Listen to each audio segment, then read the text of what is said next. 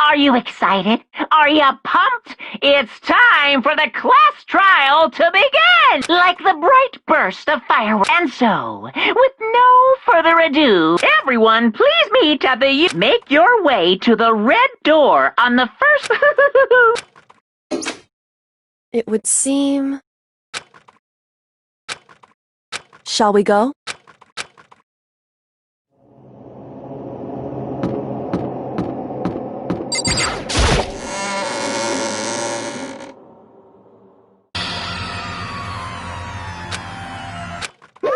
Monokuma appears!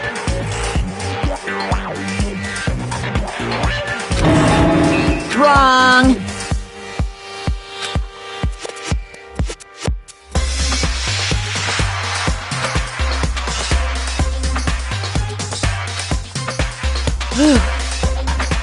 Boy, tough crowd. Stop talking. Okay. Hey! Hey!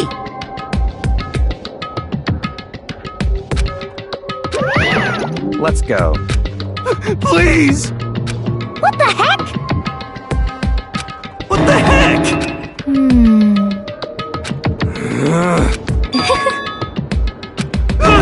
Hey. That's right.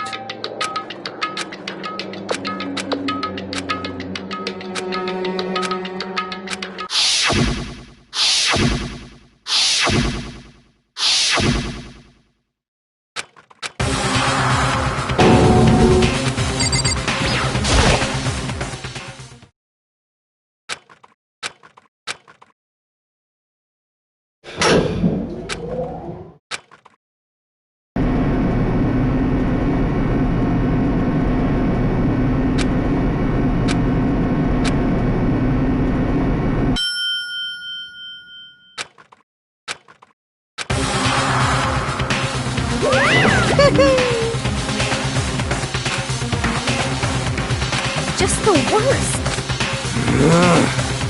What? Come on.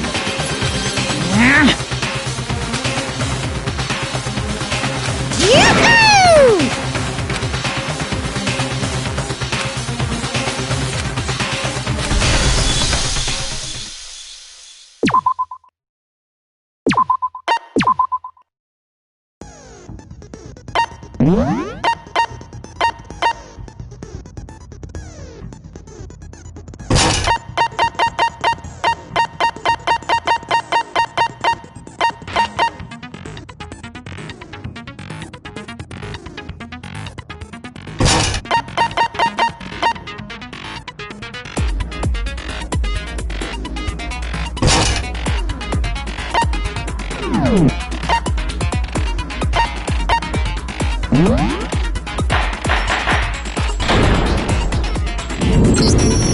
Let's begin with a basic explanation of the class trial. So, your votes will determine the results. If you can figure out who done it, then only they will receive punishment. But if you pick the wrong one, then I'll punish everyone besides the blackened, and the one that deceived everyone else will graduate. Now then, to begin with... We already know who did it! Was that? It was Hiro. He does not have an alibi for when the murders took place, and we found him in that suit. Don't try and deny it! You killed— I didn't! Someone knocked me out! I was asleep the whole time! I don't know anything about it! Shut your murdering mouth, murderer! Who are you calling a murderer? I am sorry to say, Hiro, but we do have evidence. Blueprint for the suit. Parts we assume were used to build it, and all of it was found in your room. You have to admit, the evidence is quite compelling. It points to you as having created the suit and wearing it while committing crime after crime. How many times do I have to tell you? I don't know!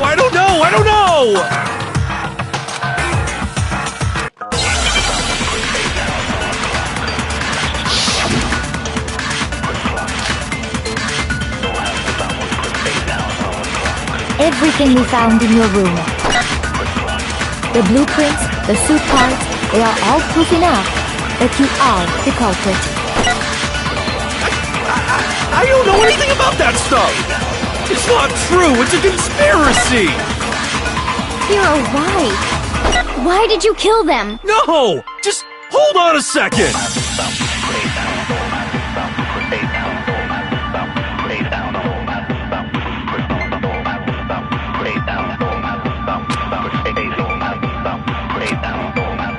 Everything we found in your room.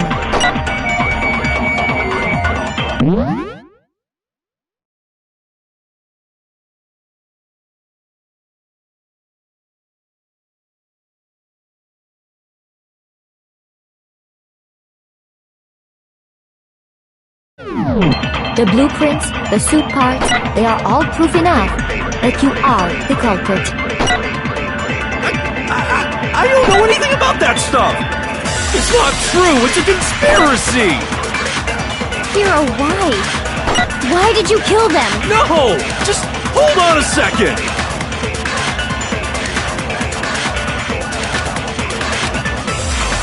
Everything we found in your room.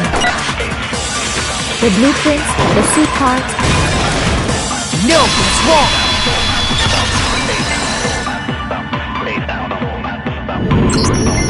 Are we sure Hiro really made those blueprints? What do you mean? Well, take a look at this. It's the note that Hiro wrote, asking everyone to meet up after Alter Ego disappeared. The handwriting's obviously different, wouldn't you say? When you compare it to the blueprints. There's no way you could think the same person made both of them. Unless that person made it a point to disguise their handwriting. No, the differences are bigger than that, I think. Come on! I'm not smart enough to think of trying to change my handwriting anyway! So, Makoto, are you saying you don't think Hiro's the culprit? And he's not the only one. I think Hiro's innocent as well. Then who was in that Robo-Justice suit? Is it like Hiro said? Was there really someone running around in a second suit? The suspicious individual hidden within the suit. Go ahead, Makoto. Tell them who it was. So? Who was in the Robo-Justice suit?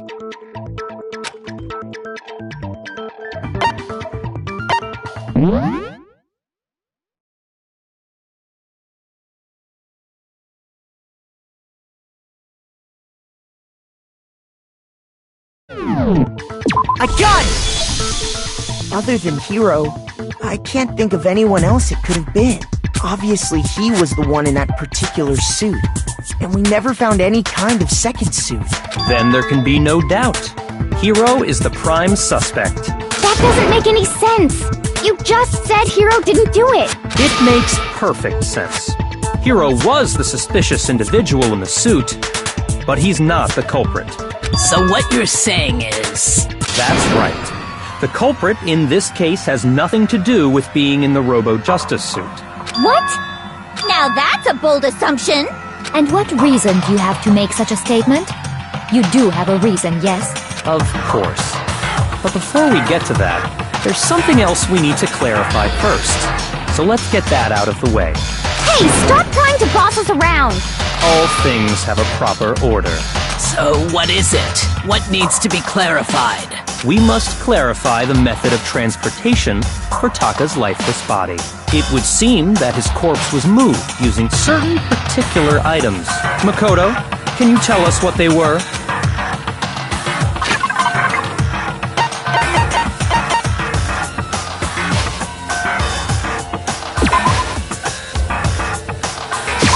I got it!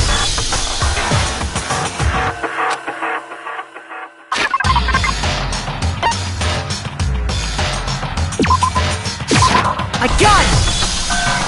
They were a dolly and a tarp, right? So, let's see if I can explain. Taka's body disappeared from the equipment room. And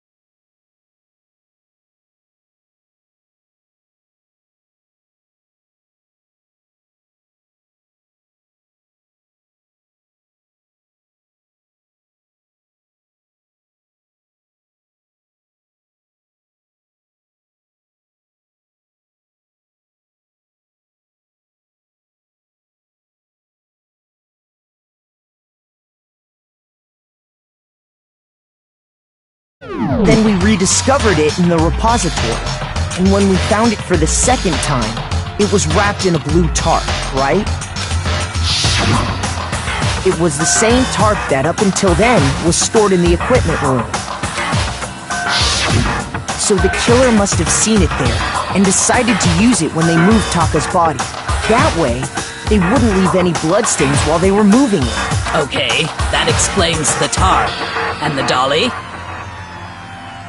Same thing. I'm sure the dolly was in the equipment room when we first found Taka's body there. But when the body disappeared, so did the dolly. Later, when Taka's body reappeared in the repository,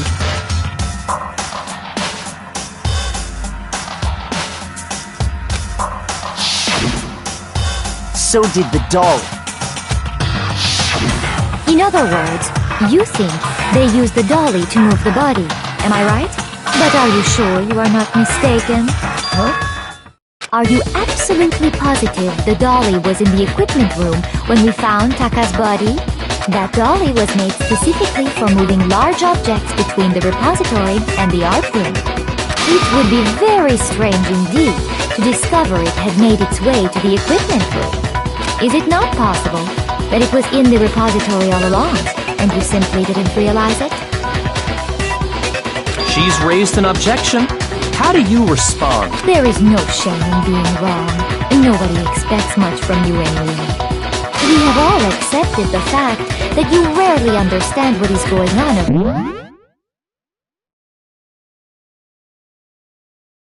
Around you.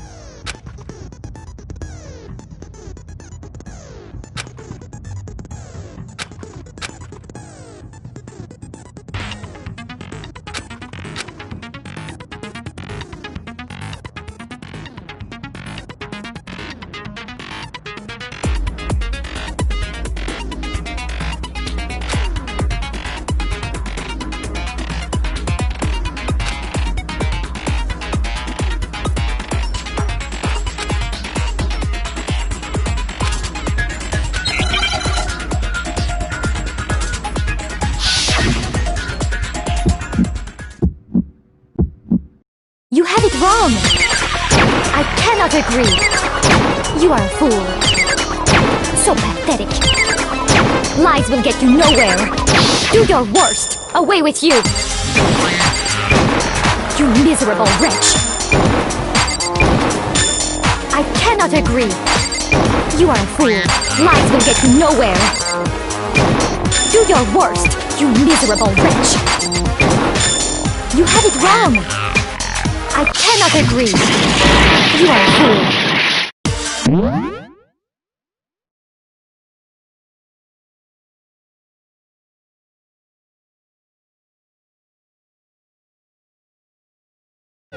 So pathetic! Lies will get you nowhere! Do your worst! Away with you! You miserable wretch! I cannot agree! I cannot agree! This should prove it!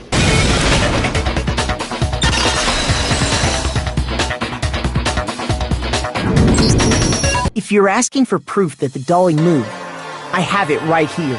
When I found the dolly in the repository, one of the wheels had a blood stain on it.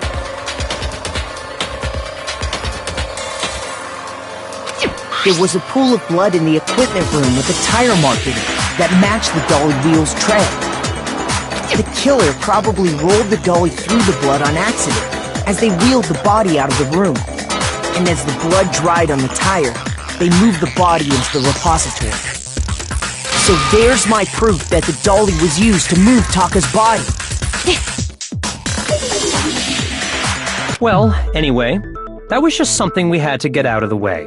Let's get back to the main subject. Yeah, the subject of how Robo-Justice didn't do it. Because if it's not a killer robot, then what kind of robot is it? I'm not sure that really matters. I'd be happy to explain why the occupant of the suit couldn't possibly be the killer. If you look back on how the body was transported, it will become immediately obvious.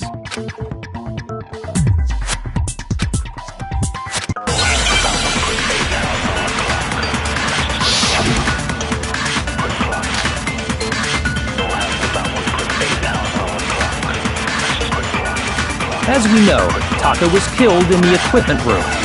And from there, the body was moved to the repository, correct? Yeah, the culprit wrapped the body in the tarp, then loaded it onto the dolly and wheeled it off, right? Now, keep in mind that the dolly doesn't have a handle.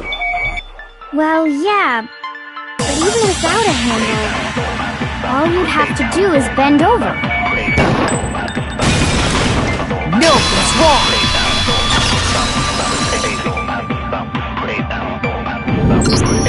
You're absolutely right that you could push a dolly without a handle if you stoop down low.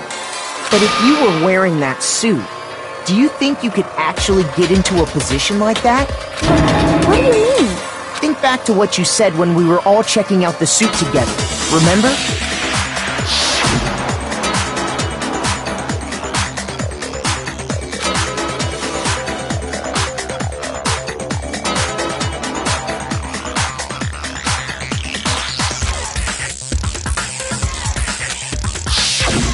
When you're in that suit, not only can you not see your feet, but you can't even bend at the waist. Am I right about that? Now that you mention it, yeah. It seems like it'd be awfully hard to push that dolly if you couldn't bend over. Well, what's to stop you from simply pushing the dolly with your feet? When you can't even see your feet? You really think someone could kick the dolly all that way? Yeah, it'd be totally impossible! Not that I can say for sure myself. On top of that, if you were wearing such a rigid, cumbersome suit, it's very unlikely you would have the dexterity to go about wrapping the body in a tarp. Well, I mean, isn't that just a matter of taking off the suit when you're ready to move the body?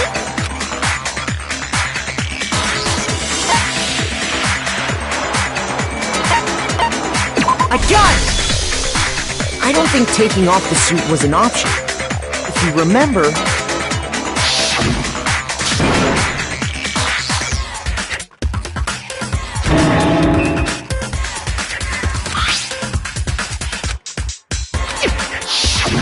That's true. It seems impossible to put the suit on or take it off without help. Then, you really can't take it off by yourself? Hero... Of course I wasn't making it up. If he could have gotten it off by himself, I don't think he would have let us see him wearing it. Showing up in the suit was basically an invitation for everyone to suspect it. Yeah, that's right! So, it's really, really true that Robo-Justice couldn't have moved the dolly? To be clear, whoever did move the body, it couldn't have been Hero in the robot suit, correct? No, wait. Just a second, if you please. Have you forgotten about the picture that I took? You all got a good look at it, did you not? The image of Hifumi being dragged away by Robo-Justice? If whoever was in that suit is not the culprit, how do you explain that?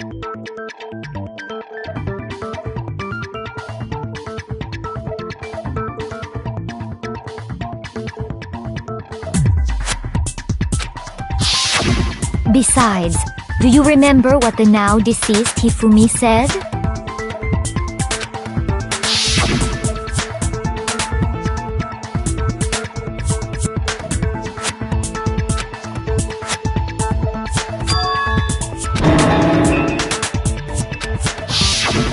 So long as those facts exist, the proper conclusion is beyond question.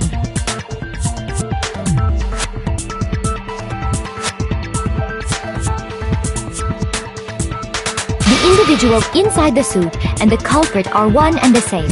It was Hiro, without a doubt. Yeah, that's gotta be right. Hold on a second! It's still far too early to reach that conclusion. Besides, there's no hurry to decide who did it.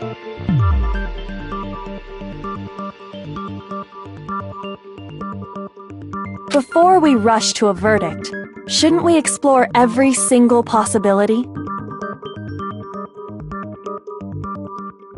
Instead of seizing on one viewpoint, the truth is uncovered by analyzing things from every angle. Perhaps, but where do we go from here? Let's review this series of unfortunate events from the beginning. Maybe we'll uncover something new. What a pain in the ass! I don't disagree, but our lives are on the line. If this is what it takes, we have to do it. Plus, maybe we'll get to find out where the heck Kyoko was when everything went down. All right then, let's take another look back at what happened. I suppose we could start with this morning. 4 of us gathered together in the dining hall. Makoto, Hina, Kyoko, and myself.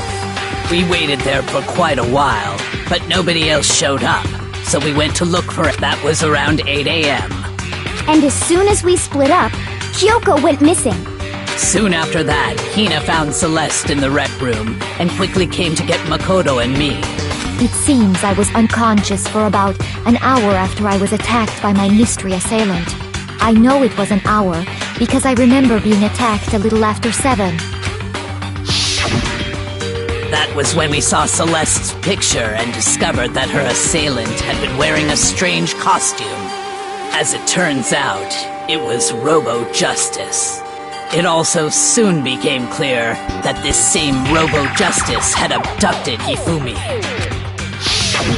We were soon joined in our search by Byakuya and Toko, and then went on to find Hifumi in the library. He was injured, so we took him to the nurse's office and resumed our search for the suspect. But not long after leaving the nurse's office...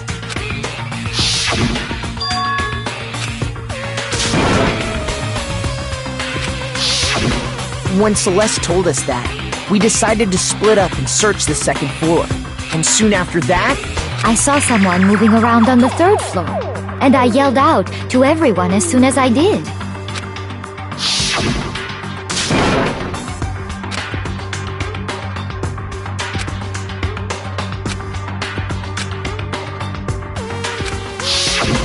and then...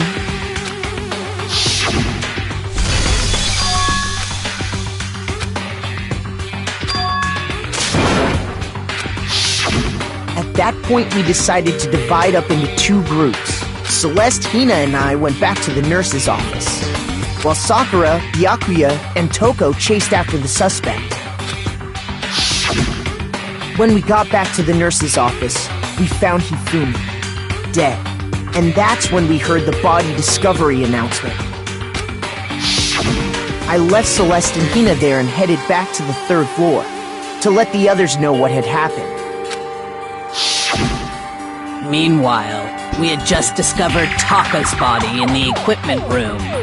We must have found both bodies at almost exactly the same time, because we heard the same announcement not long after we discovered his body. And that's when I told you guys about Hifumi. Then the 3 of us headed for the nurse's office. But right after we left the physics lab, we ran into Celeste, who'd arrived after us. And she told us something very surprising. We rushed back to the nurse's office and saw that she was right. Then we remembered we'd left Toko passed out in the equipment room, so we hurried back again.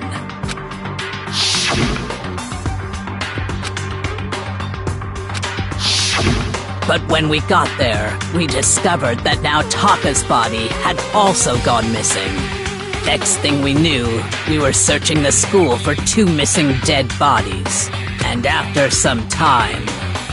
Celeste informed us that she'd found the bodies, and we all headed to the repository, which is where we rediscovered the corpses. I think that about covers it. I see. The whole thing sounds exceptionally complicated. It certainly seems to me that these are not a simple series of connected events. Okay, well, if that's true, then what? Rather than a single series of events, I think we have to consider each murder a separate situation. And from there, we can uncover the contradictions surrounding all of them.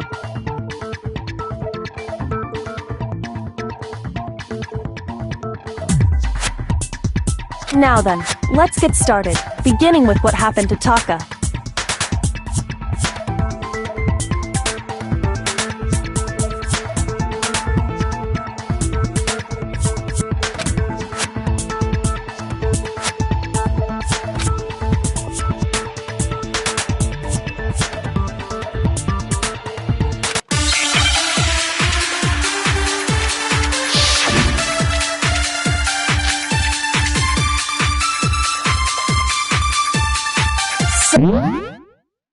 Oh, regarding Taka's death. I wonder if he died before Hifumi, or perhaps it was after? We already know what order they were killed in. Taka came last. What makes you say that? Because of the numbering of the Justice Hammers. It's true that Hifumi was killed with Justice Hammer 3, while Taka's death came from a swing of Justice Hammer 4. See? So it's obvious Taka came after.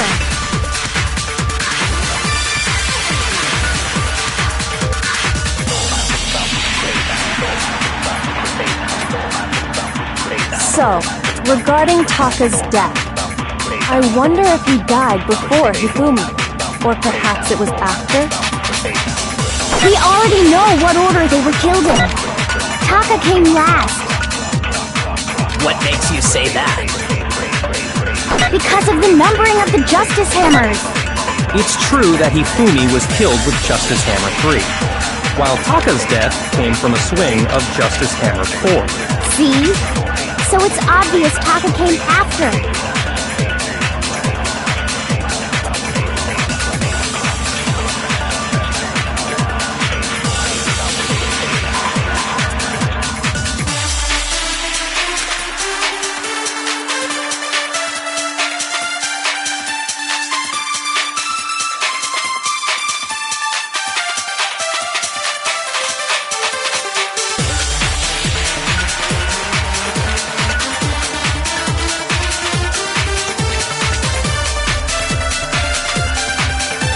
So, regarding Taka's death, I wonder if he died before Hifumi, or perhaps it was after?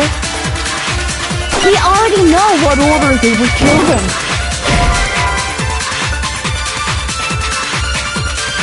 Shoot!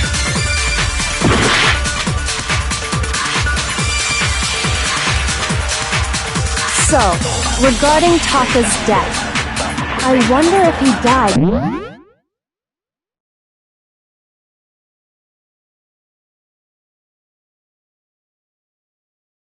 before Hifumi, or perhaps it was after? We already know what order they were killed in.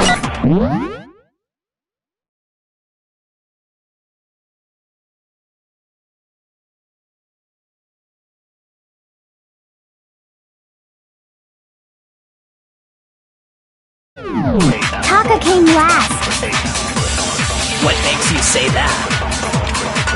Because of the numbering of the Justice Hammers. It's true that Hifumi was killed with Justice Hammer 3, while Taka's death came from a swing of Justice Hammer 4. See? So it's obvious Taka came after.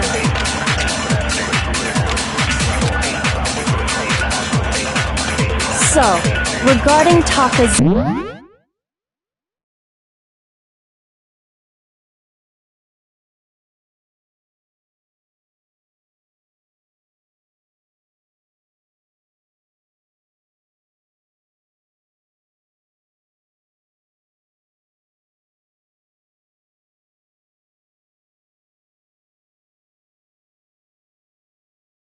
Death. I wonder if he died before Hifumi. Or perhaps it was after? We already know what order they were killed in. Taka came last. What makes you say that? Because of the numbering of the Justice Hammers. Shoot! So, regarding Taka's death, I wonder if he died before Hifumi. Or perhaps it was after?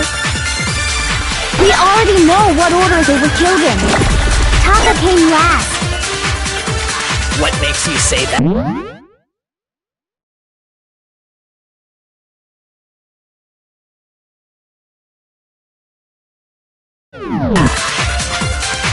Because of the numbering of the Justice Hammers. It's true that Hifumi was killed with Justice Hammer 3, while Taka's death came from a swing of Justice Hammer 4. See? So it's obvious Taka came after.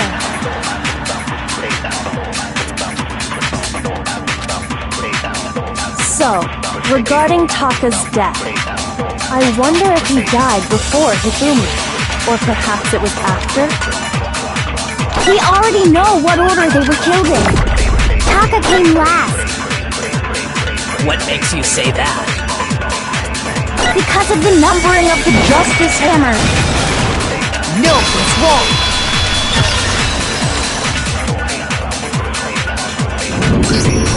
Hold on. There's no reason to assume that the hammers were used in the same order as their numbers. If anything, that's just another way the killer tried to disguise their actions. So you're saying the culprit wanted us to think the hammers were used in order, but in reality Taka was killed before Hifumi? Okay then, let's see the proof.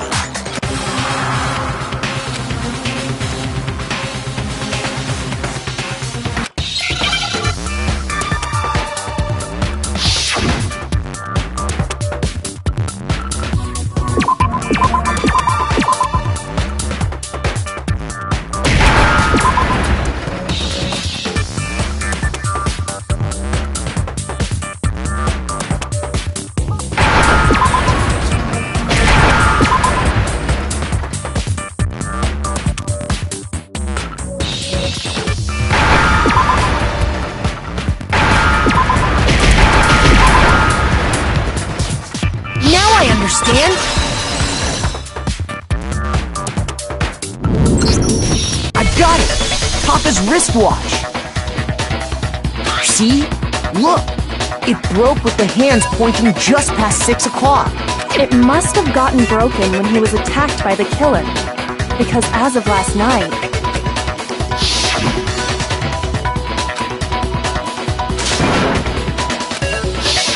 So if it wasn't broken after 6 last night, then he must have been attacked around 6 this morning. And that would be his official time of death. But if that's true, then he was killed well before Hifumi. And before Celeste was attacked this morning, which happened around 7. That's right. Taka was killed before any of the other incidents took place. That simple fact slipped past all of us. We made the wrong assumption about the... That's exactly why the culprit wrote the numbers on each hammer and had them increase in size. That way, when we saw how they were used in each incident, we'd easily make that wrong assumption. Now, if Taka was killed around 6, then everyone's alibis for his murder go out the window. Because when he was killed, we hadn't met up in the dining hall yet. That may be true in the case of Taka's murder. But all of our alibis still hold true for Hifumi's death. That's right. With him, at least, we're all safe.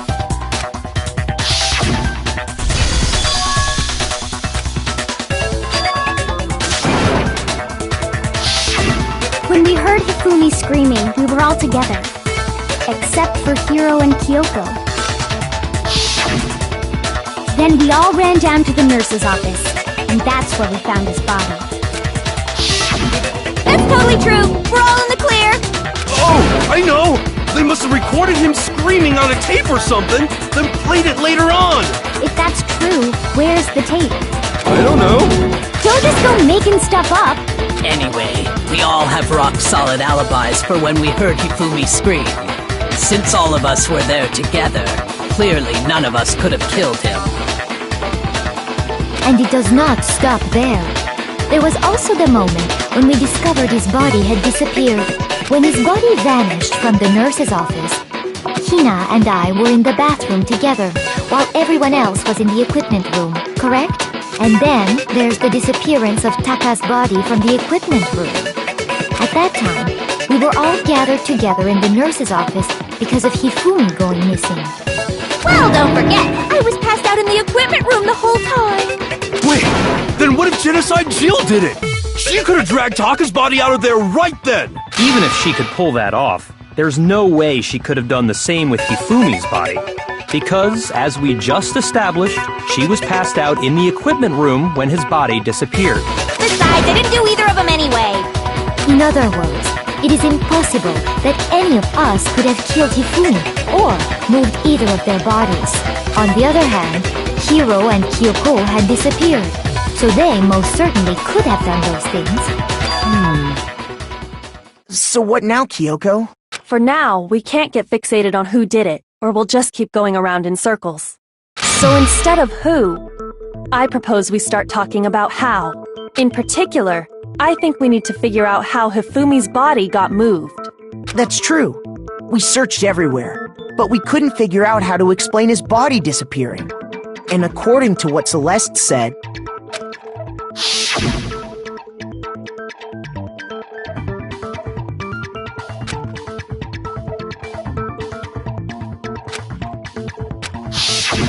his body apparently disappeared in the 1 minute her and Hina took their eyes off of it. But to carry that much weight from the first floor up to the third in that short amount of time? Oh man, yeah! There's no way! It'd be impossible! Well, what if I told you there was a way to make the impossible possible? What?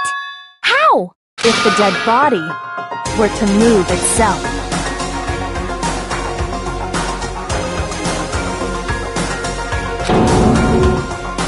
The dead body moved on its own? No! Not another... ghost! I don't think it has anything to do with the occult. I think what she's implying is, we thought Hifumi was dead, but perhaps in reality he was still alive. He was... alive? Are you saying Hifumi wasn't carried out of the nurse's office, but simply walked out on his own? But I mean, we found his body. He was dead.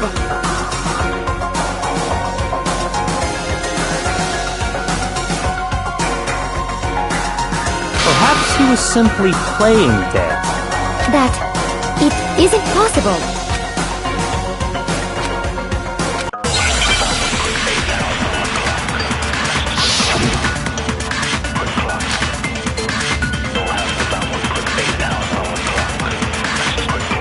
Are you saying that when we first found Hifumi in the nurse's office, there's a chance he was actually still alive?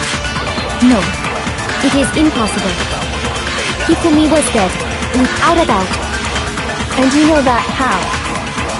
Surely you heard the body discovery announcement along with the rest of us.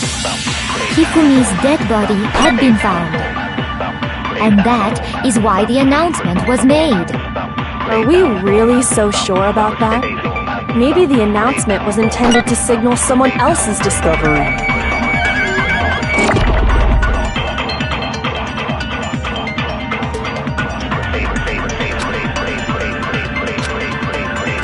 Are you saying that when we first found Hifumi in the nurse's office, there's a chance he was actually still alive? No, it is impossible. Hifumi was dead, without a doubt. And you know that how? Surely you heard the body discovery announcement along with the rest of us. Hifumi's dead body had been found. no, it's wrong!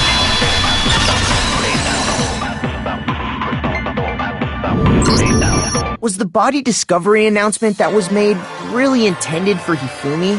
Of course it was. The announcement played right after we discovered his body.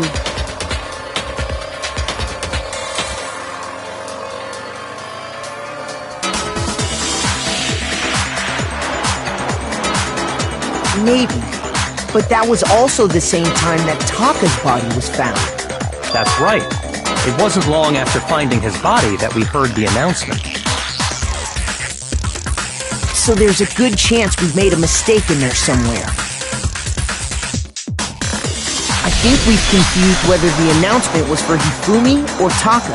First of all, if 2 bodies had been found, there really should have been 2 announcements. Maybe Monokuma simply got lazy and rolled them together into one. What do you say, Monokuma? Any comment? Well, it's a very sensitive issue, so I can't go into too much detail.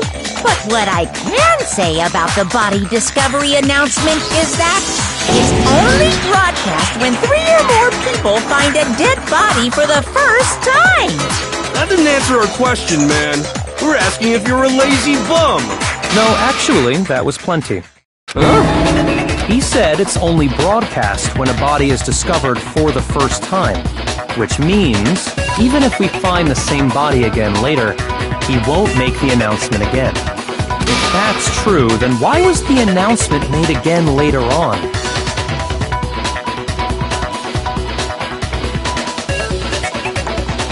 Huh? Later on? Exactly. We heard the body discovery announcement twice.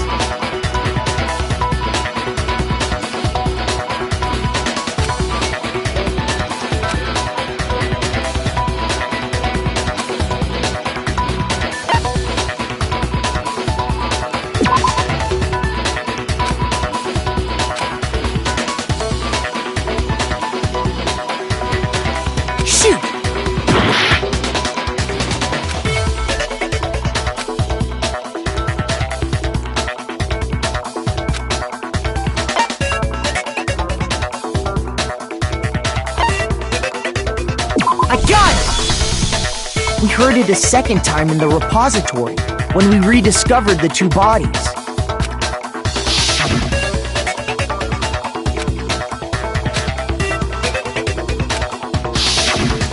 It didn't seem weird at the time, but it contradicts what Monokuma just told us, doesn't it? Exactly.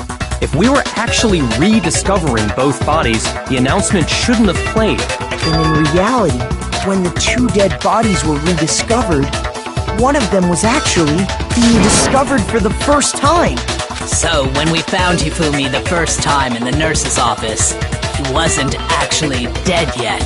Meaning, he wasn't actually found dead until we came upon him in the repository. And that's just part of it. There's one other thing that leads me to believe he was still alive in the nurse's office. Oh, I know! Because he was super good at playing dead! Bada bing, bada boom! That is the worst logic I have ever heard. But honestly, I do not think there's anything that can prove he was still alive. Okay then, let's take another look at the events so then it should become clear whether he was really alive or not. This whole thing is pointless.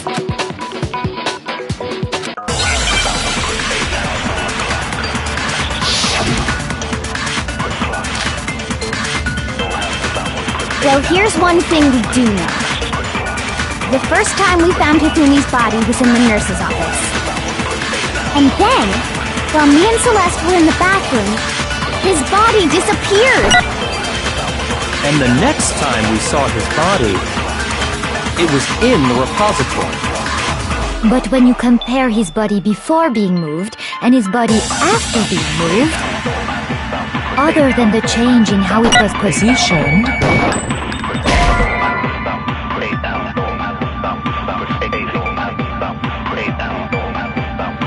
Shoot!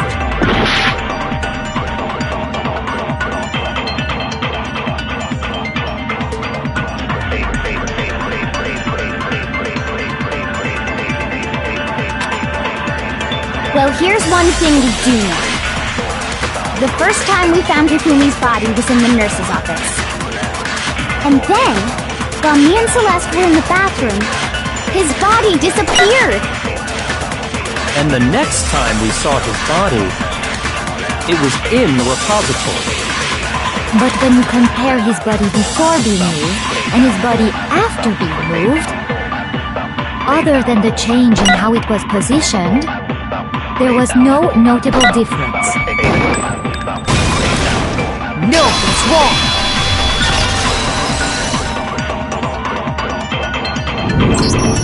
In fact, there was one clear difference between Hifumi in the nurse's office and the repository. His glasses. That fact alone proves that he was only playing dead in the beginning. Perhaps you'd like to fill the rest of us in? When we found Hifumi in the nurse's office, his glasses were covered with blood.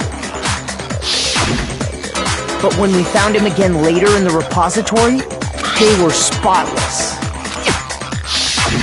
And I found the item he used to wipe them clean in the nurse's office trash can.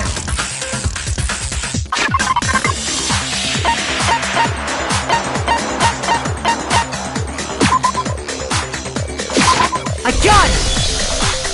It was a glasses cleaning cloth featuring a certain cartoon mascot. One look at the bloodstain on the cloth should make things clear. This piece of cloth was used to wipe Hifumi's glasses clean. And the mascot on the cloth is the same one that's on the digital camera, right? And whose digital camera was it? Hifumi's, of course. The character was Princess Piggles. Some demon angel pretty pudgy princess, I think. I highly doubt anyone but Hifumi would have brought something like this to school. I see your point. And the only people here who wear glasses are... I wouldn't be caught dead using a tacky piece of garbage like that. A few tissues is all I need to keep my glasses clean. Then there's no question. It belonged to Hifumi. So what I'm saying is, the blood on his glasses was wiped away using his own glasses cleaning cloth. Even if that is true, it does not mean he wiped the blood off himself. But who would benefit from a clean pair of glasses other than the glasses owner? That's a good point. It must have been him, right? So let's assume that Hifumi was still alive in the nurse's office. He pretends to be dead. Then when he's alone, he wipes his glasses clean so he can see. Then he stands up and walks out on his own 2 feet. And with that, the impossible task of moving his copious corpse becomes possible, wouldn't you say? But then, if he was just pretending to be dead, what was with all that blood? Was it paint or something? The fridge in the nurse's office contains packs of blood for emergencies. He probably used one of those. He figured if he was gonna play dead, he should go all out, so he just dumped it everywhere! But he got crazy with it and had to wipe his glasses off when he was done! God, what an idiot! And if Hifumi was still alive at that point, the disappearance of Taka's body is easily explained. It should be perfectly obvious who must have moved Taka's corpse. I got it! It could only have been Hifumi. While we were all gathered in the nurse's office, he went to the equipment room and took Taka's body. That also explains how the door to the repository got locked. The door was locked? Well, after the bodies disappeared, we all went looking for them, right?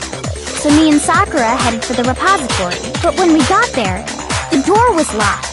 And the repository door can only be locked from the inside. Which means, when Hina and Sakura got to the repository, someone was already inside. And it could only have been Hifumi, who just finished stashing Taka's body there. He convinced us all he was dead, and when he saw his chance, he dragged Taka's body to the repository. So, Hifumi wasn't just another victim in this case. He was one of the assailants. But that means he took part in the murders. I just can't believe it. If you're having trouble, would you like me to show you one more piece of evidence? There's more? Oh, absolutely. The single biggest fact pointing to his involvement has yet to be revealed. You know what I'm talking about, right, Makoto? The item he took off of Taka's lifeless body?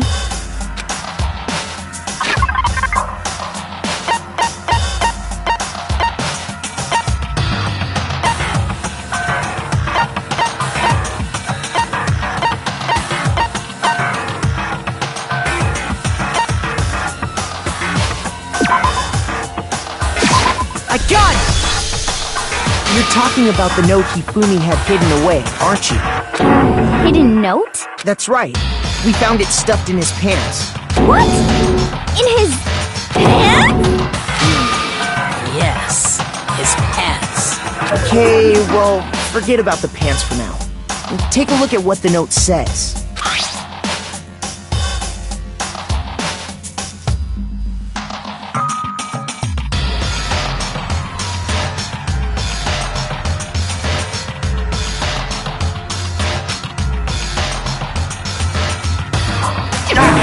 That's the note I was telling you about.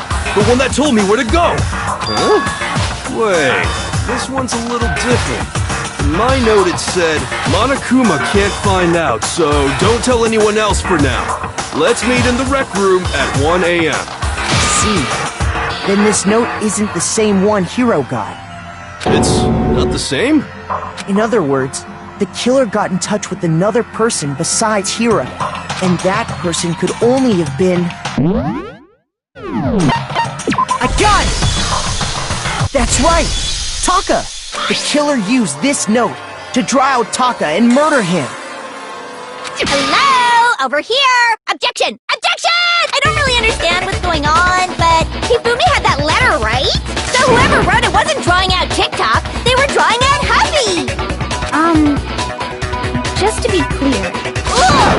Yes! Why must you ruin it every time?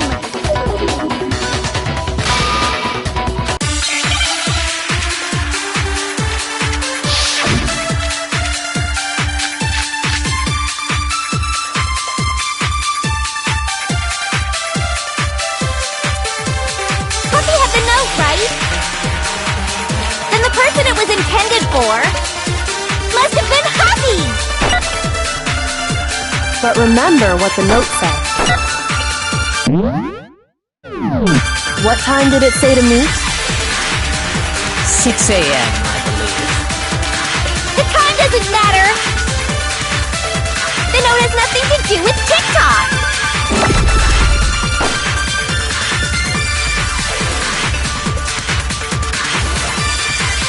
Puppy had the note, right? Then the person it was intended for must have been Huffy! But remember what the note said. What time did it say to meet? 6 a.m., I believe. The time...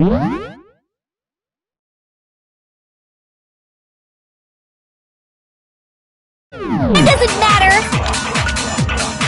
The note has nothing to do with TikTok!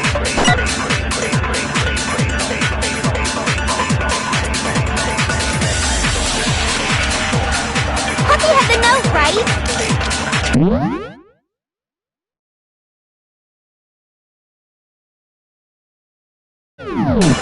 Then the person it was intended for must have been Huffy! But remember what the note said. What time did it say to meet? 6 a.m., I believe. The time doesn't matter! The note has nothing to do with TikTok!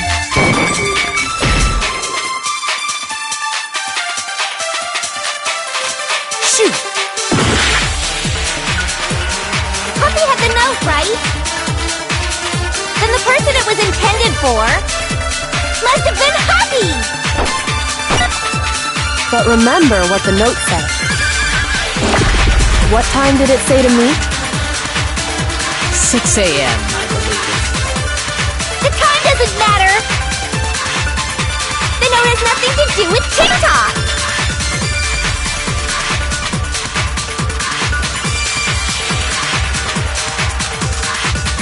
Puppy had the note, right? Then the person it was intended for must have been Huffy!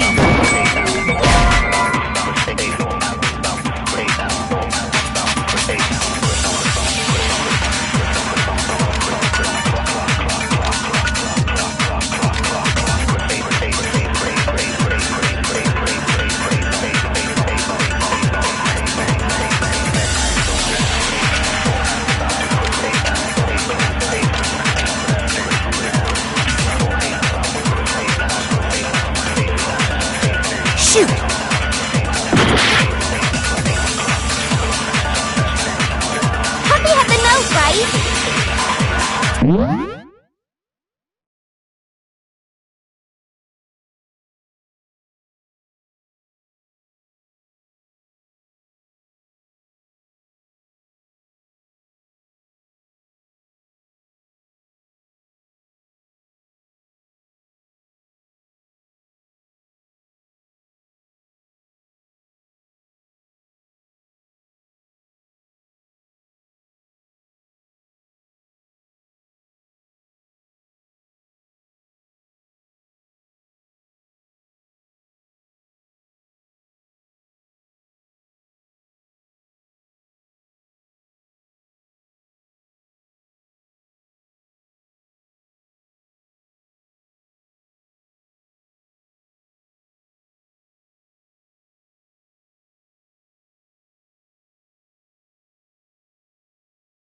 Then the person it was intended for must have been Happy!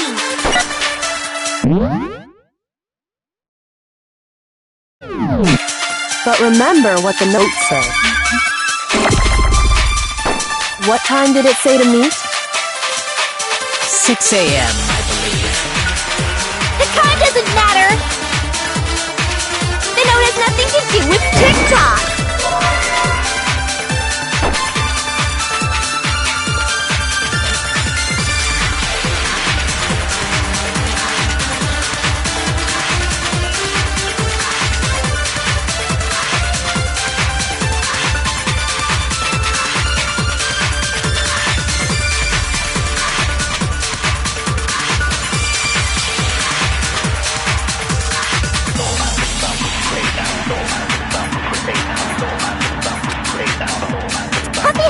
Right? Then the person it was intended for must have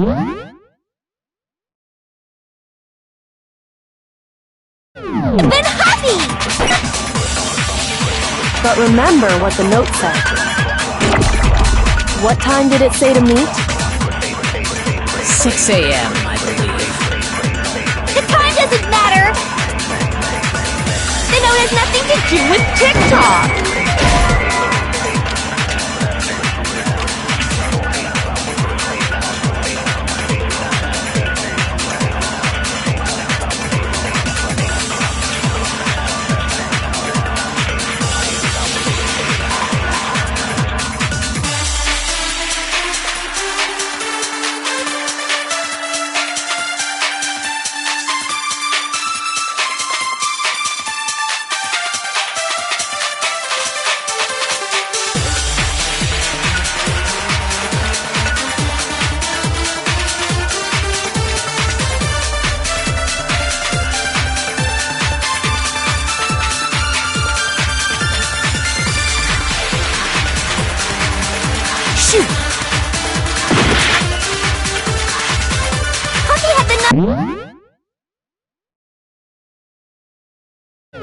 Right?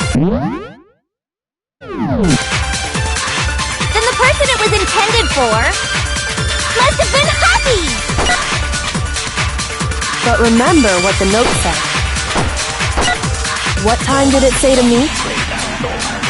6 a.m., I believe. The time doesn't matter! The note has nothing to do with TikTok!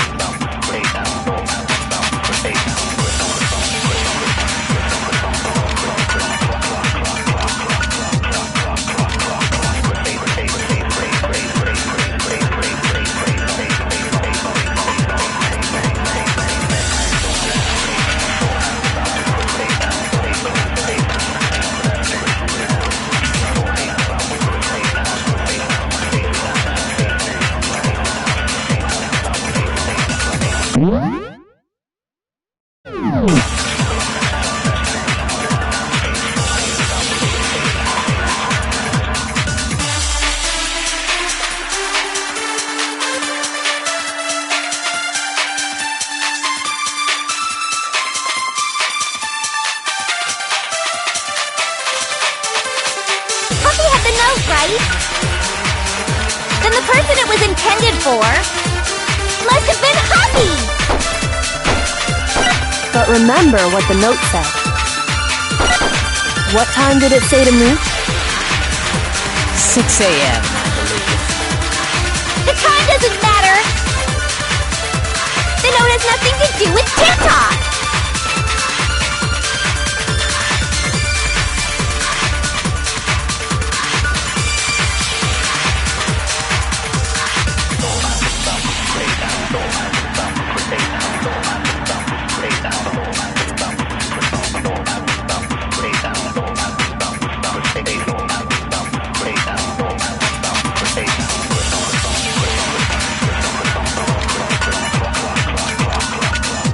Puffy had the note, right? Then the person it was intended for must have been Huffy! But remember what the note said. What time did it say to meet? 6 a.m., I believe. The time doesn't matter! The note has nothing to do with TikTok!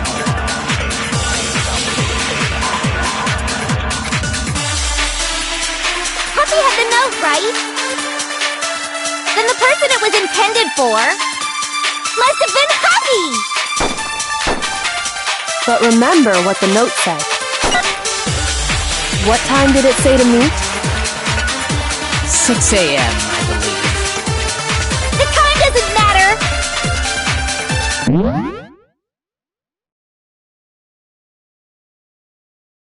The note has nothing to do with TikTok!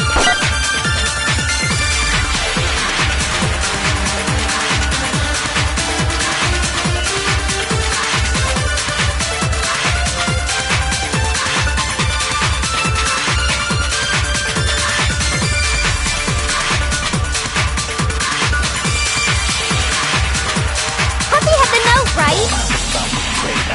Then the person it was intended for must have been Huffy! But remember what the note said. What time did it say to meet?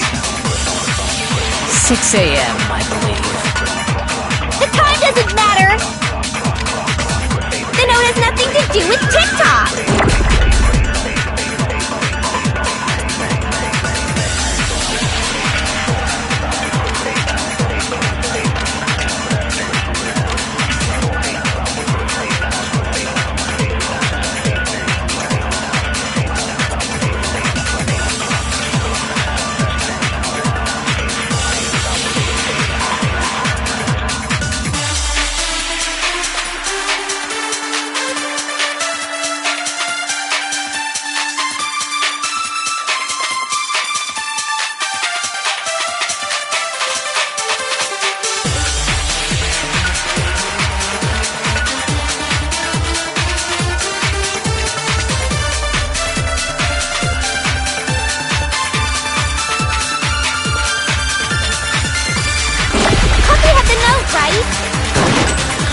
Then the person it was intended for must have been Huffy! But remember what the note said. What time did it say to meet?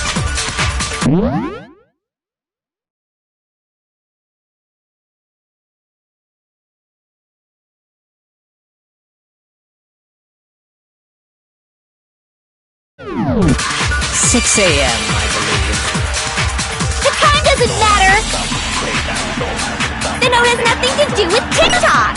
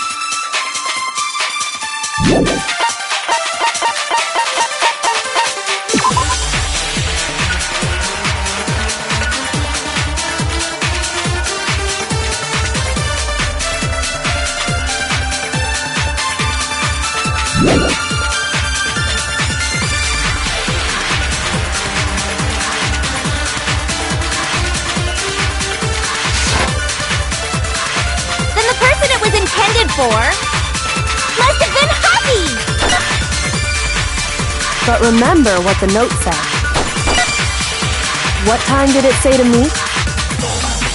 6 a.m., I believe. The time doesn't matter! The note has nothing to do with TikTok!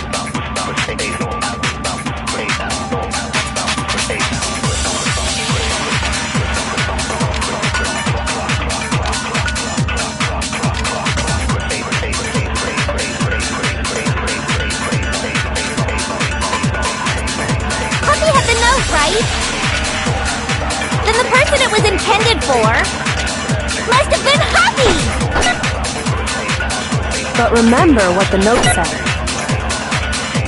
What time did it say to me? 6 a.m., I believe. The time doesn't matter!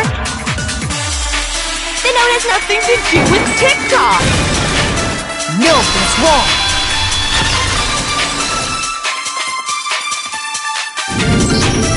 No, there absolutely is a connection. What the hell are you talking about? The note said to meet at 6 a.m., which is the same time Taka was murdered. We've already proven that using his wristwatch.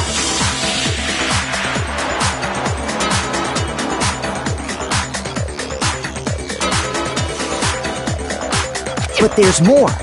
Look where the note says to meet. The equipment room, right? Which is where Taka was killed. I see. So, Taka was murdered at both the time and place written in the note. I think that should be plenty to show that this note was definitely meant for Taka. Well, when you put it like that... No further objections! Then someone used that note to trick Taka. Just the same as me. The culprit really is a cold-blooded monster.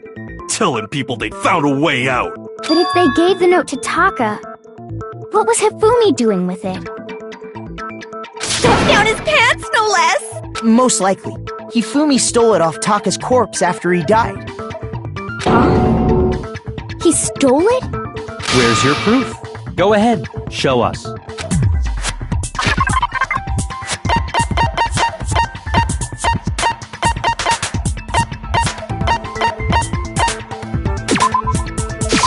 I got it! When I searched Taka's body, I saw that his lifeless hand was gripping a small scrap of paper. If I'm right about this, the sheet of paper this piece came from is... I knew it! It fits perfectly with the note we found hidden on Hifumi. Then Taka's scrap and Hifumi's note.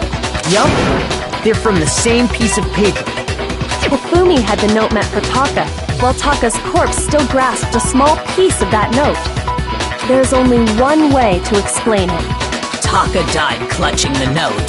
Hifumi tried to free the note from his death grip, leaving behind only one small scrap. Did I get all that right? That means Hifumi knew the note was important. Exactly, which proves that he was an accomplice in the murder. Whoa. Yeah. After seeing all this, Hifumi was super involved in this whole thing for sure. In fact, he was behind the whole thing. In fact, he's still alive. Sorry, no. When we found him in the repository, Hifumi was truly and completely the second body discovery announcement proves that. So then, who killed Hifumi? Whoever did is the mastermind, the true killer. He was killed in the repository, so he must have been killed not long after transporting Taka's body. So, he must have been killed after Taka's body vanished, but before we found both bodies in the repository. During that time, we'd all split up and were searching for Taka's missing body. In other words, during that time, none of us have alibis. Wait, but me and Sakura were together. Stop trying to steal the spotlight, you stupid walrus! Who are you calling a walrus? Anyway, when they were killed bothers me too. But there's something that's been bothering me even more. And what might that be? The weapon they used to kill Hifumi. The weapon? Yeah, because I mean, according to the Monokuma file, the way Taka and Hifumi were killed was almost the same, with them having similar fractures and all.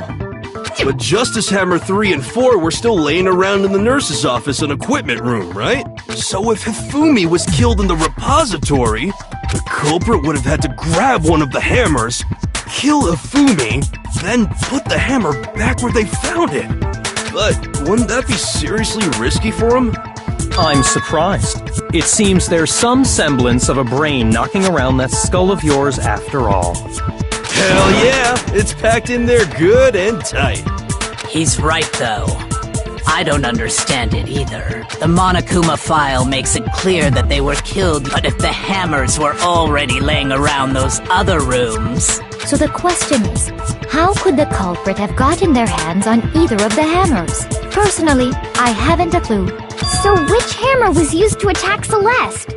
Number 1 or number 2? Those were accounted for in other rooms too.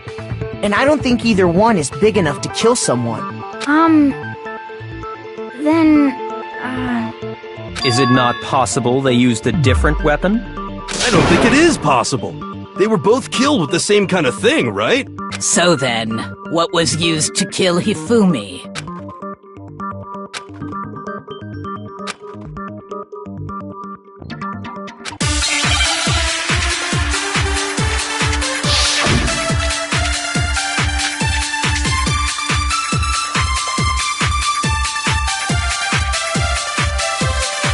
What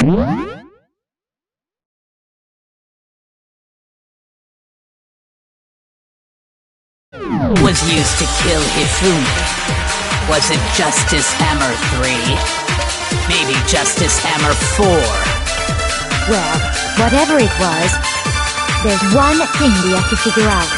How was the culprit able to move around so freely with the weapon? How did nobody witness them carrying it? Sounds like a Justice Hammer 5 is about to make its appearance! Check out murdergear.com/hammertime for more info! Well, one thing seems pretty clear. The murder weapon had to be one of the Justice Hammers! And, that's about it.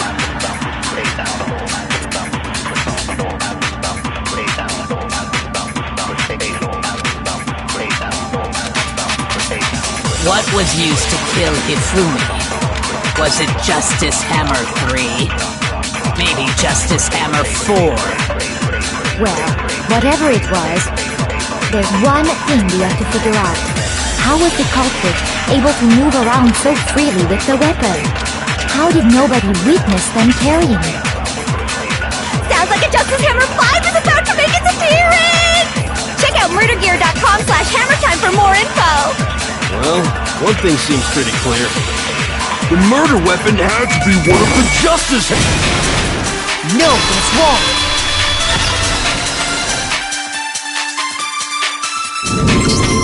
The murder weapon wasn't a Justice Hammer at all.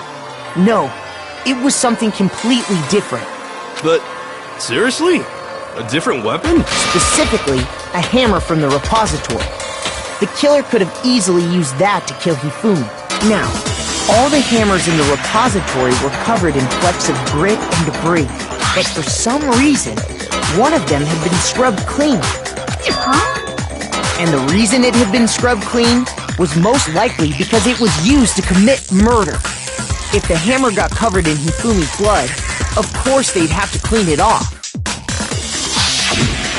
I'd also like to point out that the repository has all kinds of hammers.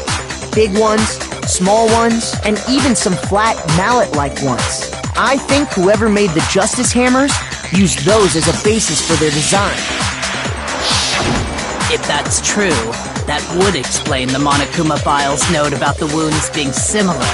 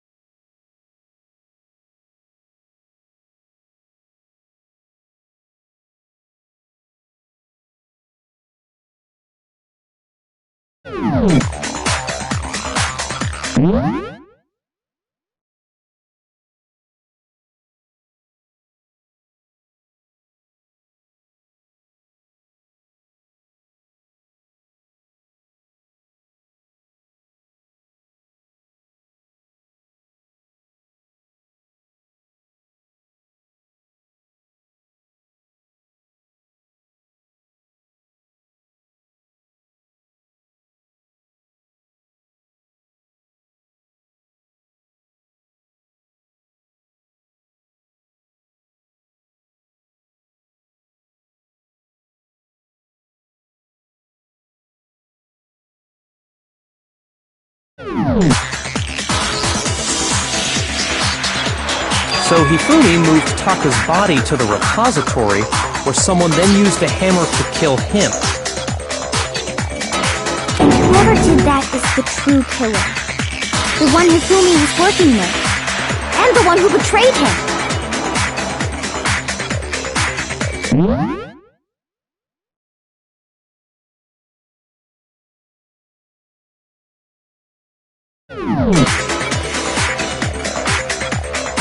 Hold on a moment. I still think it's strange to assume someone was working together with him. The way the graduation rule works, there is no benefit to helping someone else carry out a murder. So the idea that anyone would work together like that is simply ludicrous. We talked about this, did we not?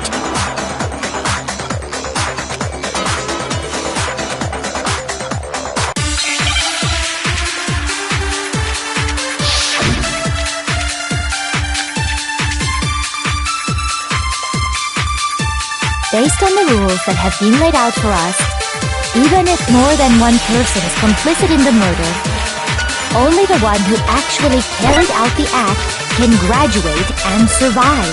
Assuming the rule holds true, it is simply impossible that two people work together on this.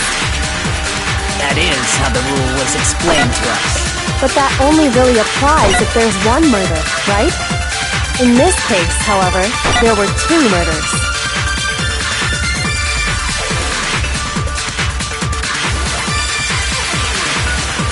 Based on the rules that have been laid out for us, even if more than one person is complicit in the murder, only the one who actually carried out the act can graduate and survive.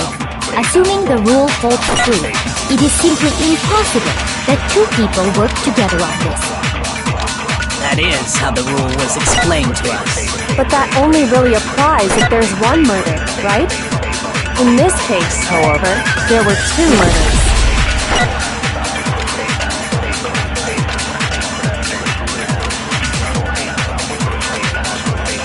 Based on the rules that have been laid out for us, even if more than one person is complicit in the murder, only the one who actually carried out the act can graduate and survive. Assuming the rule holds true. No, that's wrong!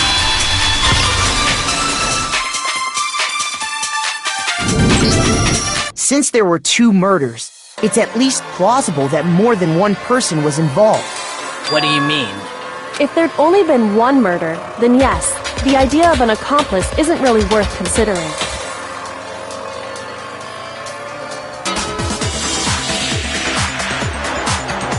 Naturally, if only one person can be saved per murder, an accomplice has no risk versus reward benefit. Risk versus reward benefit? The payoff for working together. The reward that balances out the risk of taking part in a scheme. There's no point in being someone's accomplice if there's no benefit to you. However, if there were some potential mutual reward for the risk... You're saying that two people could act as each other's accomplices to commit two separate murders. I think that's what the true killer told Hifumi. They would each have an accomplice for their crime. And based on the case's events, Hifumi would have been the first one to act, murdering Taka. They made him carry out the first murder so he couldn't back out of helping them later on.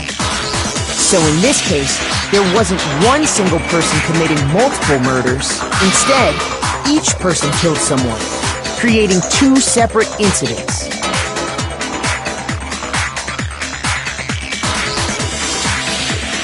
And it only looked like one person because that's how the true killer designed it to look.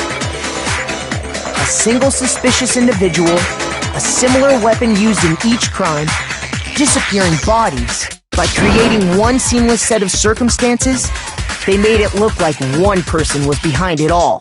The mastermind picked their target and managed to convince him to go along with their plan. And then, to avoid the no accomplices rule, they simply killed their accomplice. Which, if true, means that betraying Hifumi was part of the plan from the very beginning. That's just awful! How could anyone be so cruel? You think so? I can't help but admire its cunning. Still, their choice of accomplice seems odd.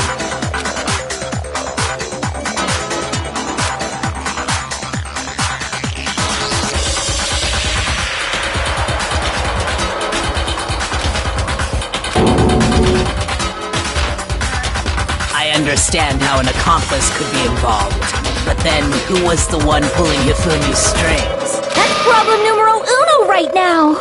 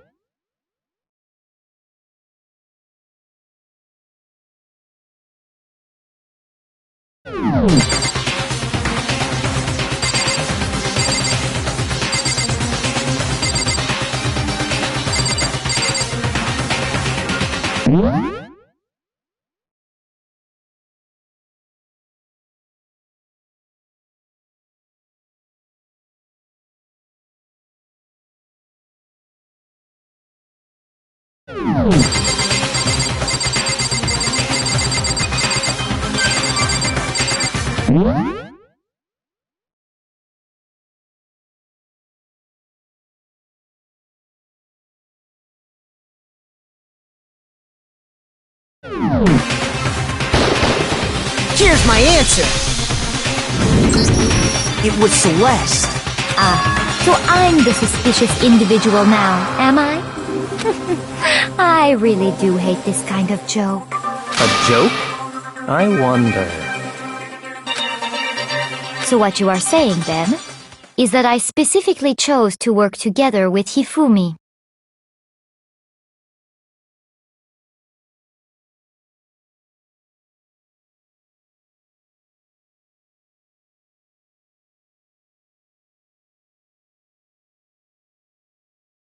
The idea that I would choose to spend any amount of time interacting with him, that I would go within 10 feet of that shit from brains, that lazy, worthless, goddamn idiot!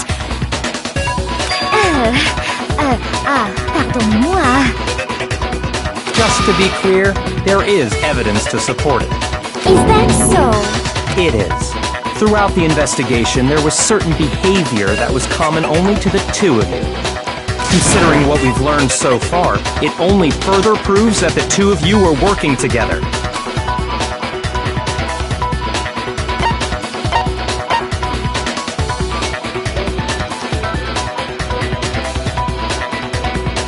I got it! The behavior they had in common has to do with the suspicious individual in the suit, doesn't it? The only ones who ever actually saw Robo-Justice firsthand were Celeste and Hifumi. Shush, the adults are talking now. Sorry. As he said, only Celeste and Hifumi ever laid eyes on the costumed individual. If we accept that Hifumi was one of the culprits, we can't help but suspect what Celeste has said as well. Are you saying everything they told us was a lie?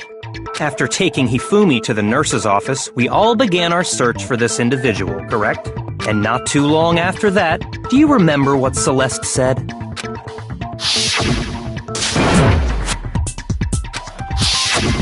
We headed to the second floor specifically because of what she claimed to have seen.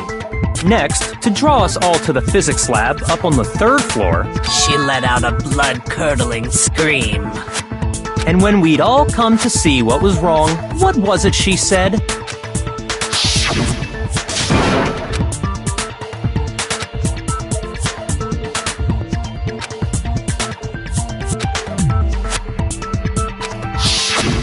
Once she'd done her job of getting us all up to the physics lab, it was time for her partner to get to work.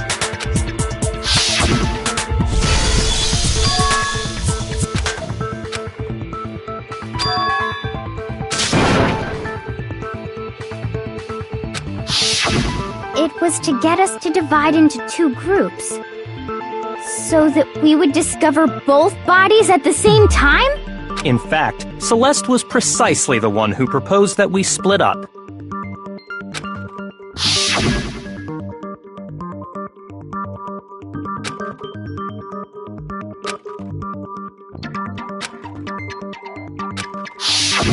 Well, if Celeste and Hifumi were working together, all those chance events suddenly become connected. And on top of that, that piercing cry of yours early on. That was to signal Hifumi, wasn't it? It was your way of telling him, we're on the 3rd floor, everything's going according to plan. Why else would you let out a scream that could have carried across the sea? I just realized another strange thing. When we found Hifumi in the nurse's office, who we now know was only pretending to be dead,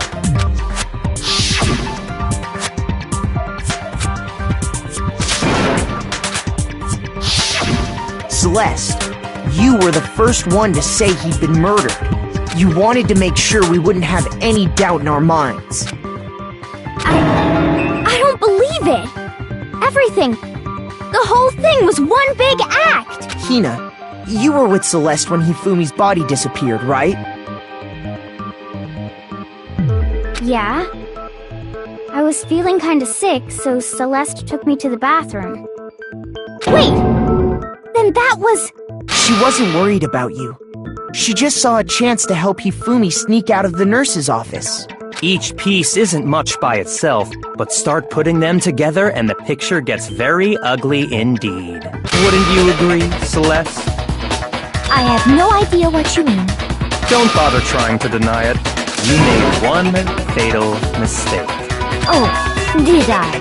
I didn't even catch it myself when you first said it, but looking back, I can say that that one little slip-up was your undoing. What are you talking about? I'm talking about what you said after Hifumi's body disappeared and we returned to the nurse's office.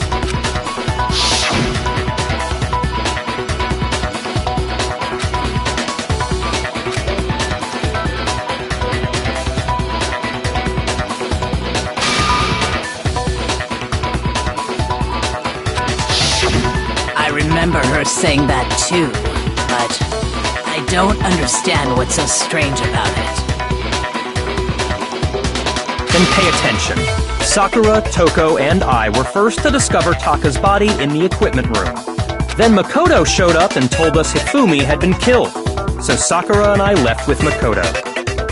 Once we were in the hall, we ran into Celeste, and the 4 of us headed to the nurse's office. Now, the entire time we were together, none of us said anything about Taka being dead.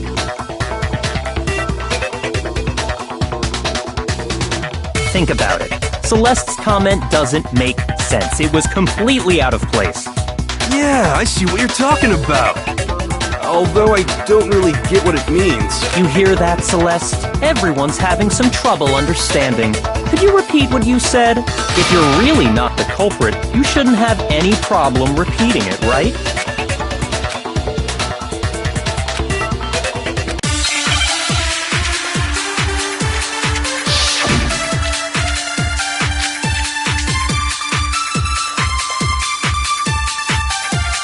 All I said was, they must really be enjoying this. Enjoying the sight of us standing around, frightened and confused. They must be positively elated. We are all going to die here. We are going to die, just like those guys died. And that is all I said. And that's all it takes to finish this. It's obvious, isn't it, what was so strange about Celeste's comment?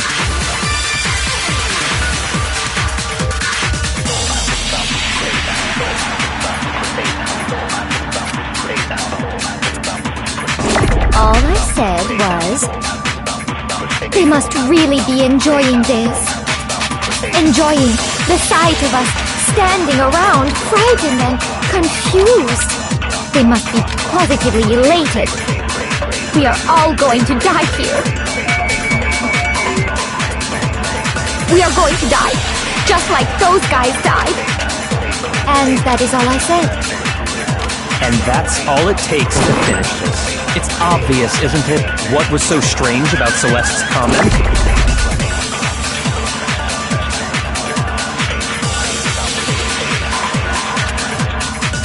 All I said was, they must really be enjoying this. Enjoying the sight of us standing around, frightened and confused. They must be positively elated. We are all going to die here. We are going to die, just like... No, that's wrong.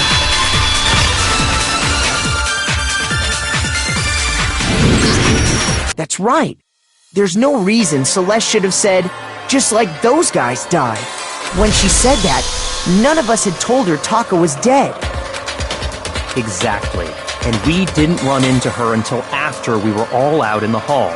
So there was never any chance for her to have seen his body in the equipment room for herself. So how did you know, Celeste? How did you know more than one person had been killed?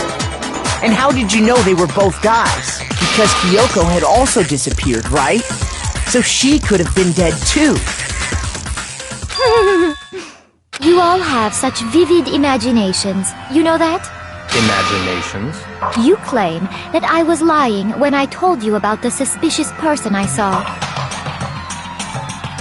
Then what about the picture I took? How do you explain this picture of the costumed villain dragging Hifumi away? It has to be some kind of setup, right? So let's put the suit on. And then she used the camera... Have you so quickly forgotten? You are the only one who could have possibly fit into that suit. Plus, I happen to know that this particular camera does not have a timer. In other words, it is an unassailable fact that this is a picture of Hifumi being dragged away. If everything I told you was a lie, how can this picture exist? Simple. Are we sure that's really a picture of the suspect dragging Hifumi away? What could you possibly mean by that? Surely there are other explanations than the one you've offered up. No, there is no other explanation.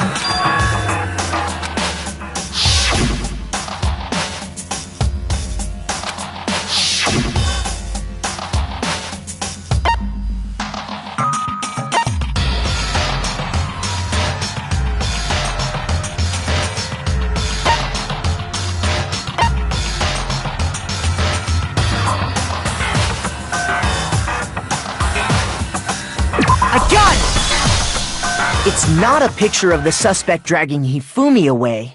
I would say it's a picture of Hifumi dragging the suspect away. That's certainly within the realm of possibility.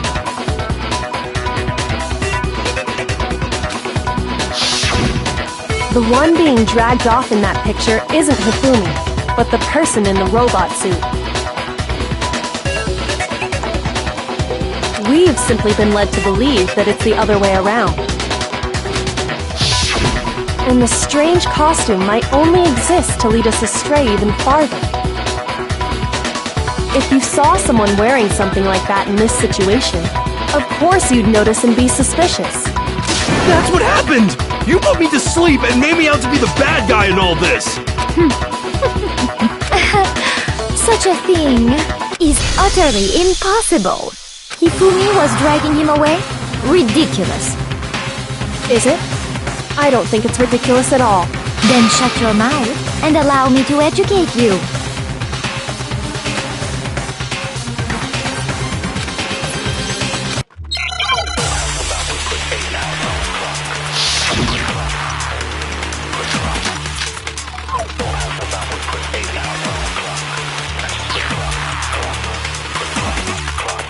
dressed me up in that suit after I passed out.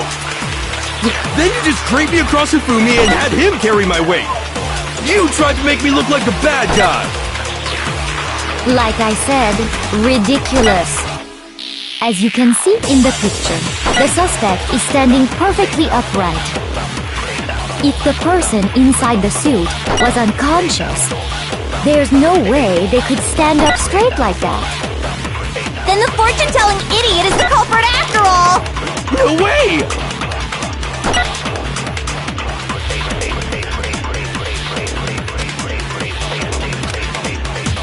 You dressed me up in that suit after I passed out. Then you just draped me across Hifumi. You tried to make me look like the bad guy. Like I said, ridiculous. As you can see in the picture, the suspect is standing perfectly upright. If the person inside the suit was unconscious, there's no way they could stand up straight like that.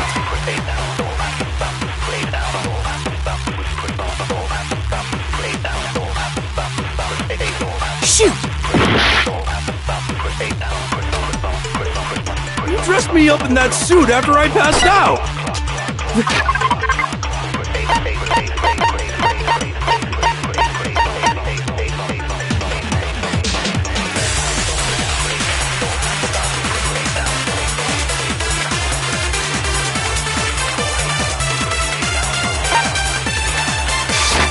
Then you just draped me across Hifumi and had him carry.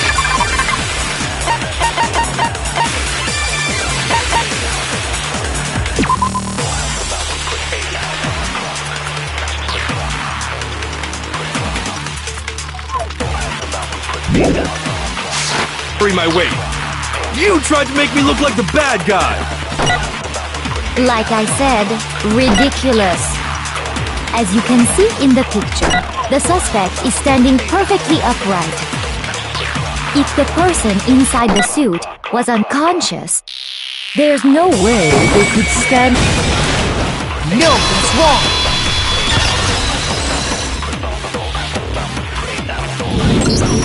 No.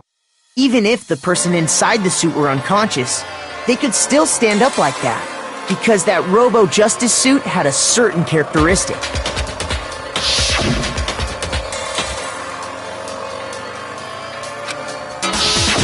That's right! They totally made a mistake. I'm not so sure that was a mistake. I think the suit was designed from the beginning to be used the way it was. Celeste and Hifumi took the suit they'd specially designed and stuffed Hiro into it. That's how they were able to fake that whole thing. The point of it all was to make us believe whoever was in the suit was to blame. Well then, I suppose this is checkmate. Checkmate?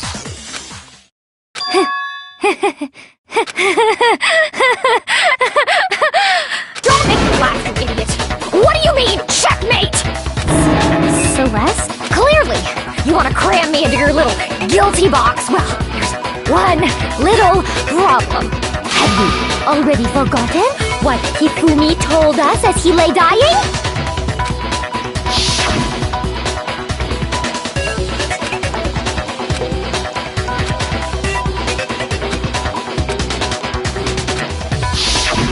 When we asked him who had attacked him, his answer was quite clear, was it not? He said, and I quote, Yasuhiro. In other words, Yasuhiro Hatakure! Wait, but my name isn't really Yasuhiro.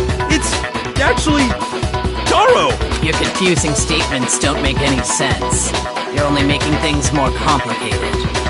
He did say Yasuhiro, but are we sure he was really pointing the finger at Hiro? What the hell are you talking about? I'll burn you alive! Kyoko, what do you mean by that? Think back to how Hifumi used to talk to us. How did he refer to each of us?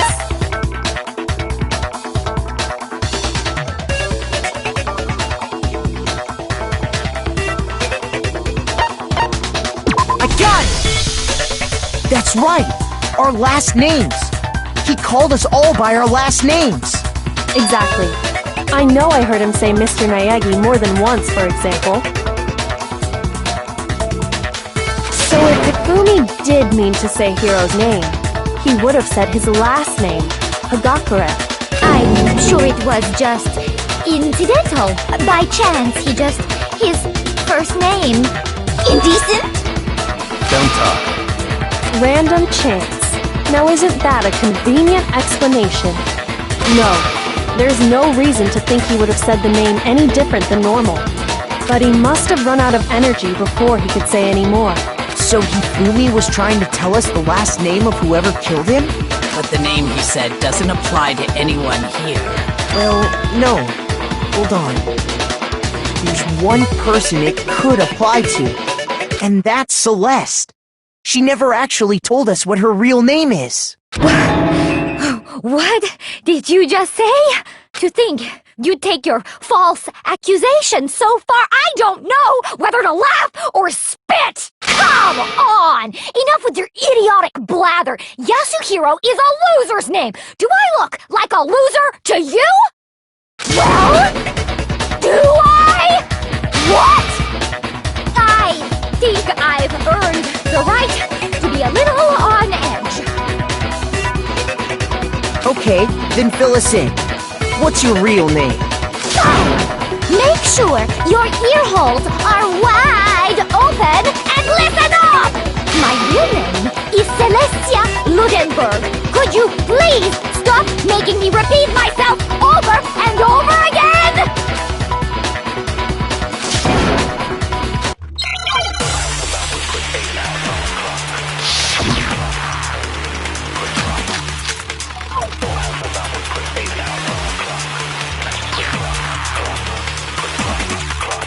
Hifumi was trying to tell us something. He wanted us to know the killer's last name, Yasuhiro. If there's one person here who might have that last name, It would have to be you, Celeste. You haven't told anyone what your real name is. How many times do I have to tell you? My name is... Celestia Ludenberg, god damn it! How long do you plan to go on pretending? I'm not pretending. It's the truth. And since you have no way to contradict me... No, that's wrong!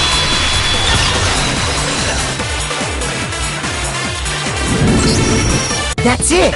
The handbook! What? Anytime you turn your handbook on, it shows the owner's name when it boots up, right? Monokuma told us all about it before.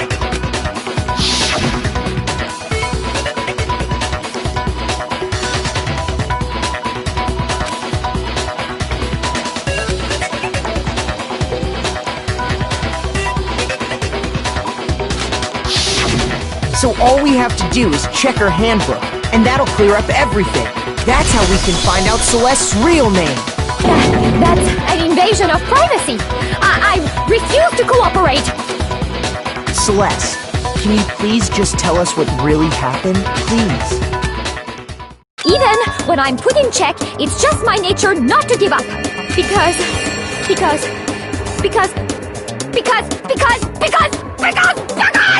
until the game's over, you never know what might happen.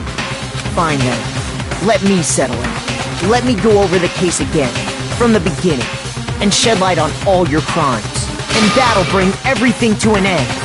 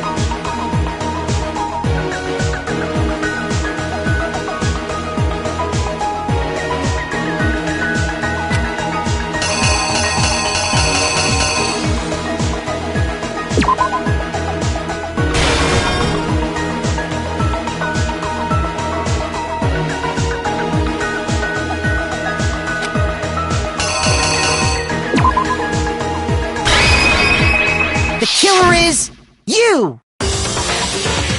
Before anything, the killer... Hifumi. With an accomplice, the killer was able to execute a number of otherwise impossible schemes.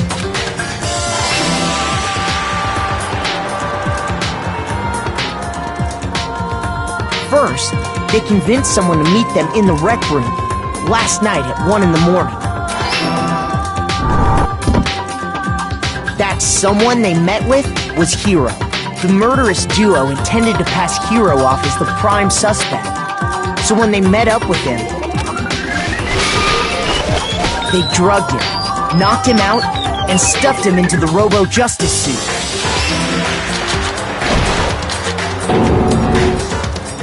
Next, Hifumi positioned himself to make it look like Robo-Justice was attacking him, while the killer used a digital camera to take pictures of the assault. They did all this just to create evidence that would put the suspicion on Hiro. When they were done with him, they shoved him, still unconscious, into the pool room locker. And then finally, at 6 a.m., they moved into the murder phase of their plan. They called Taka to the equipment room.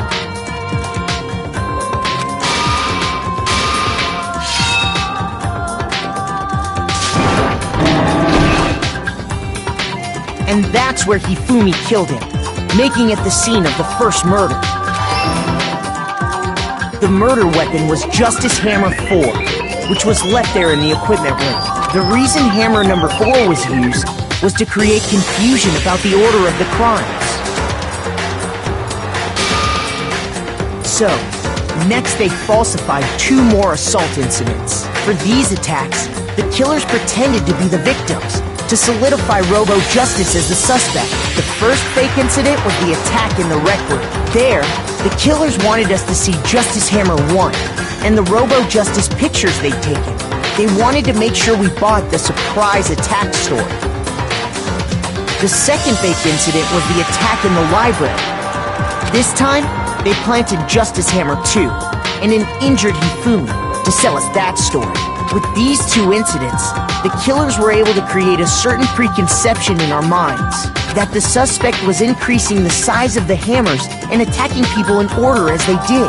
We fell right into their trap and started looking for the suspect based on that.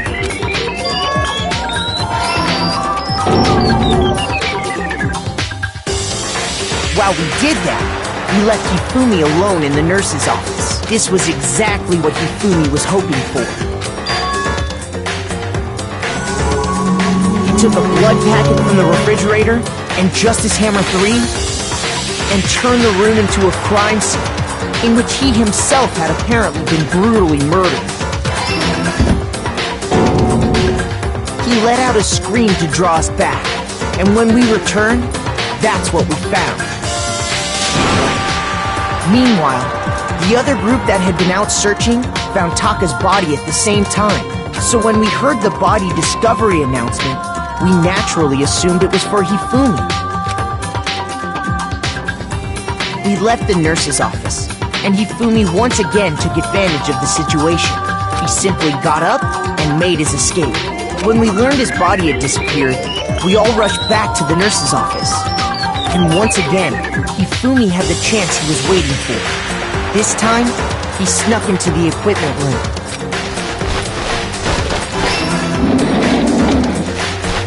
He wrapped Taka's body in a tarp and used the dolly to move it all the way down to the repository.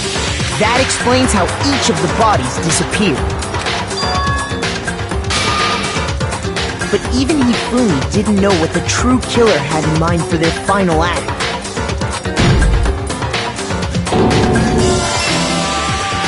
Their plan all along was to kill Hifumi and get rid of the one person who could betray them.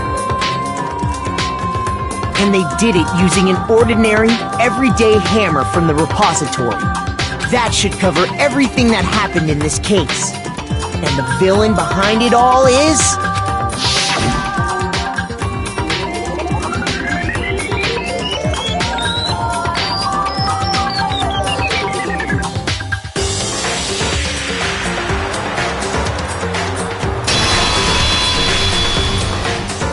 Celeste! Sorry, you lose. I lost? When was the last time I was forced to utter such words? They hang heavy around my neck. Then you admit it? You're the killer? Listen to you, trying to take charge, as if you're my private instructor. I, Celestia Ludenberg. Actually, no. Taiko Yasuhiro is fine. Taiko? So, you finally accepted it. I'm the kind of person, once I've lost, I don't like things to drag on.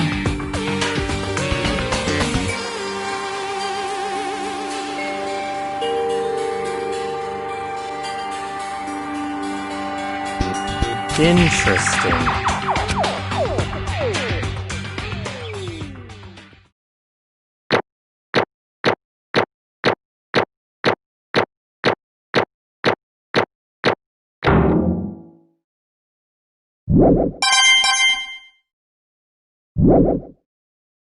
Okay, Monokuma.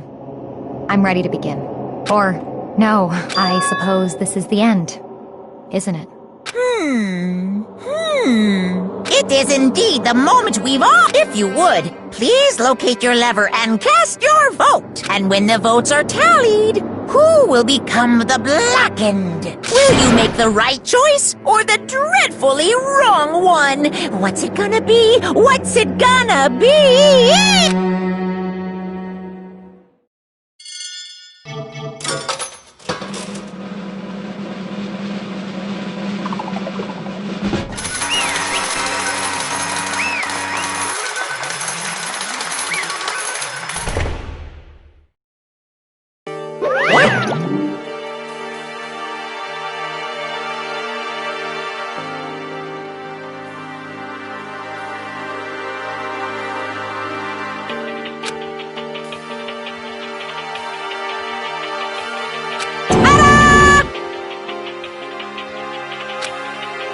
Honestly,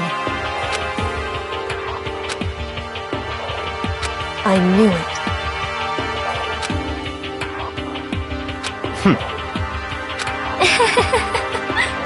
So then... indeed.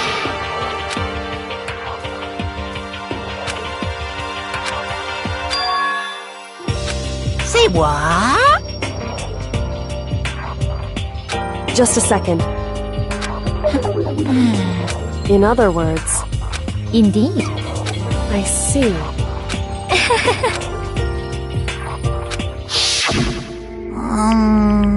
Actually... What? Are you okay with this? So then...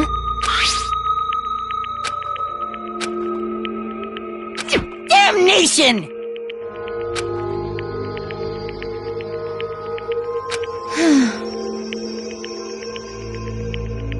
Say what? As for me... As for me... What? Damnation! Say what?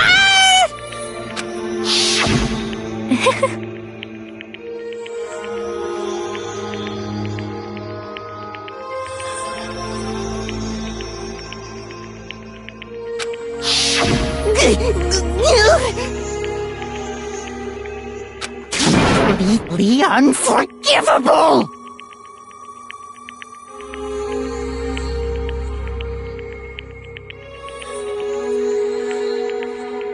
Most unfortunate.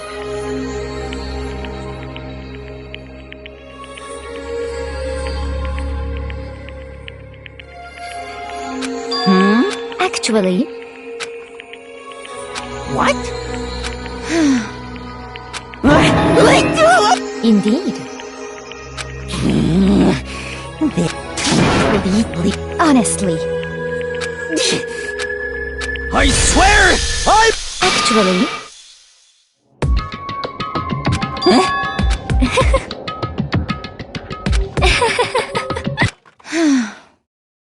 Hmm?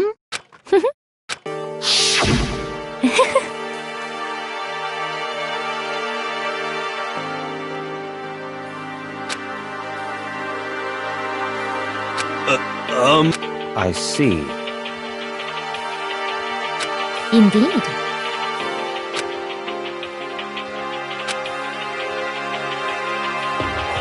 but Let's see.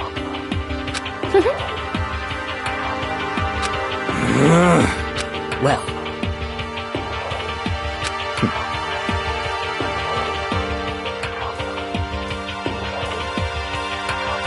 Are you okay with?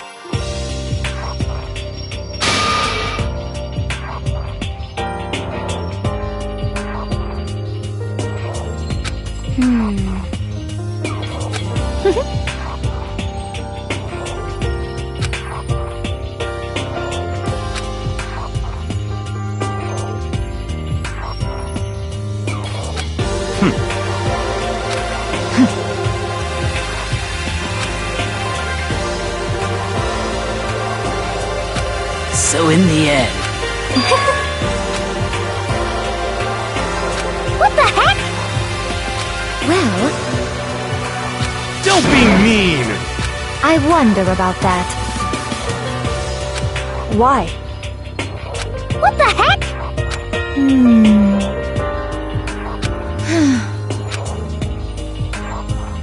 But You little bitch! Hey! You little bitch! This is fine. Honestly. As for me, isn't it wonderful?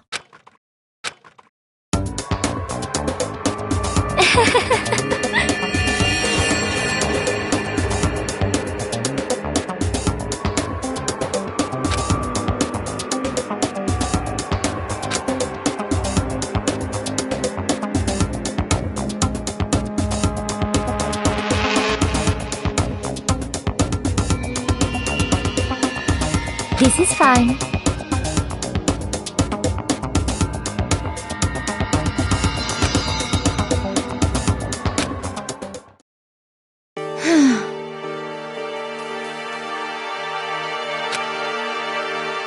There is nothing to be done. Just the worst. Oh.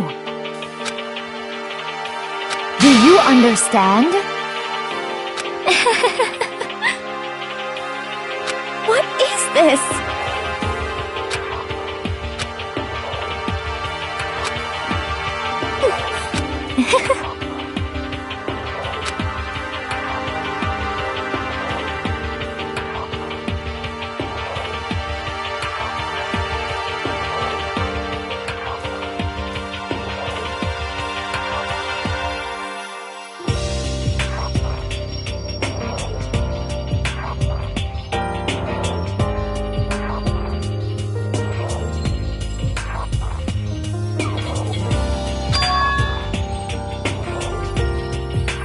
Yes, indeed.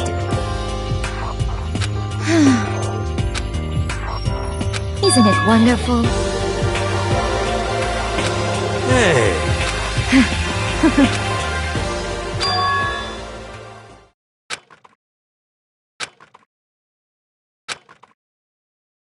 Thrills, chills, kills!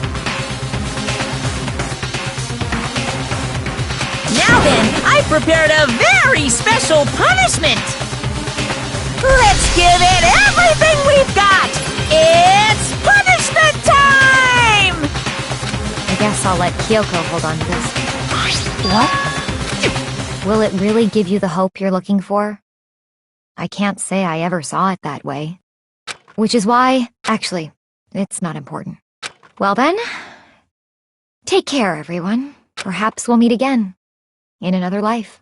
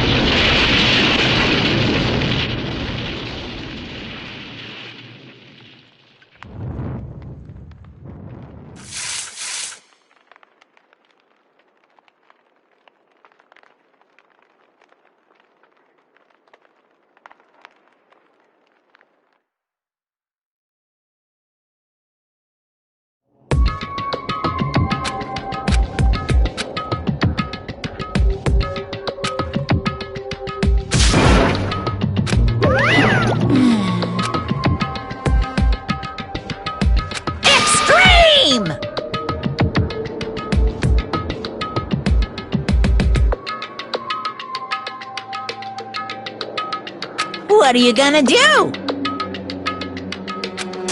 Let me out of here!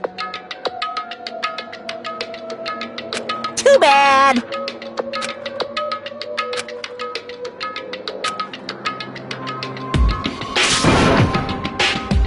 How strange.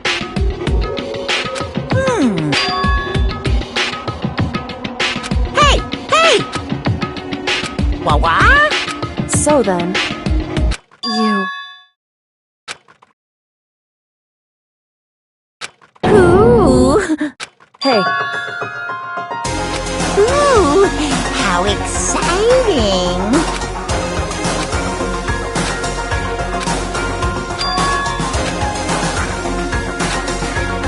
Hello. Well?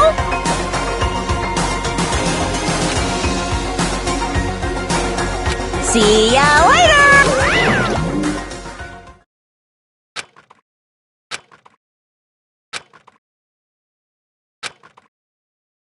so...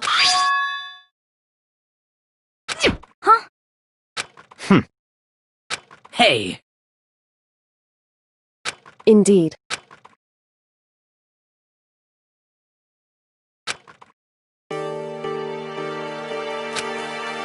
Hey, What? so... Come on.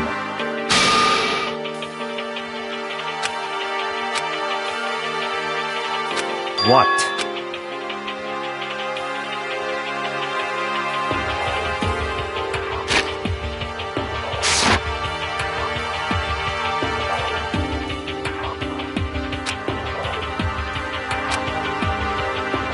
Goodbye. Well then. Yo!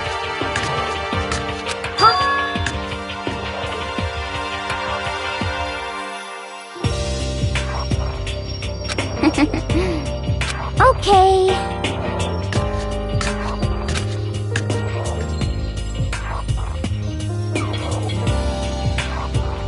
Shall we go? So then. You're really cool.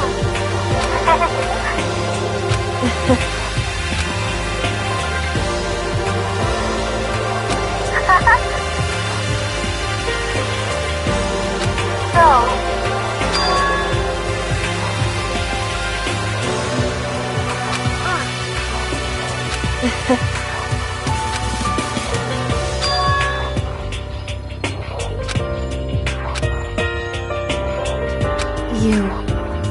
However. What?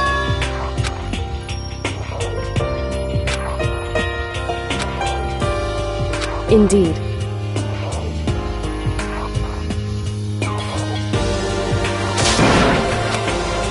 What?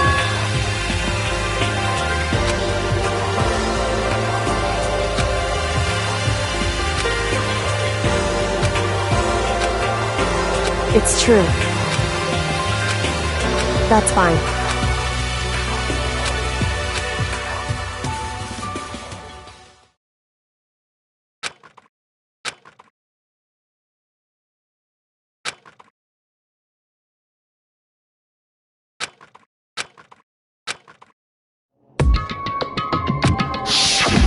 Correct.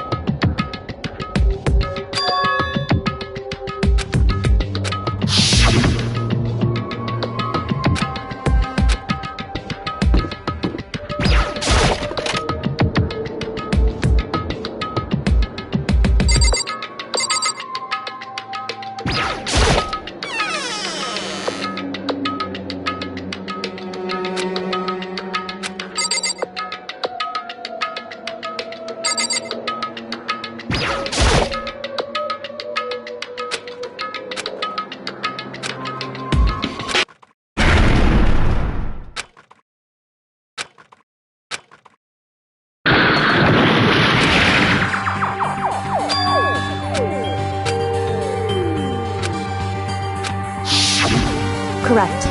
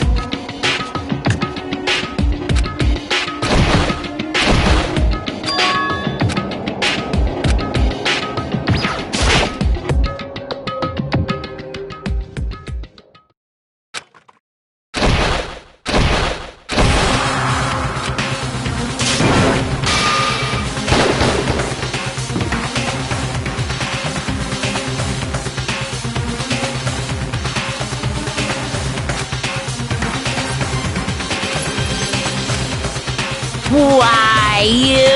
What do you think you're doing? I asked you a question. How dare you defy me? This wasn't part of the deal! I've made a decision. I will no longer retreat, no longer compromise, no longer regret. I've made my decision. I'm going to resist you. Okay, but you do realize what will happen if you go through with this, right? You haven't forgotten, have you? What I'm holding hostage?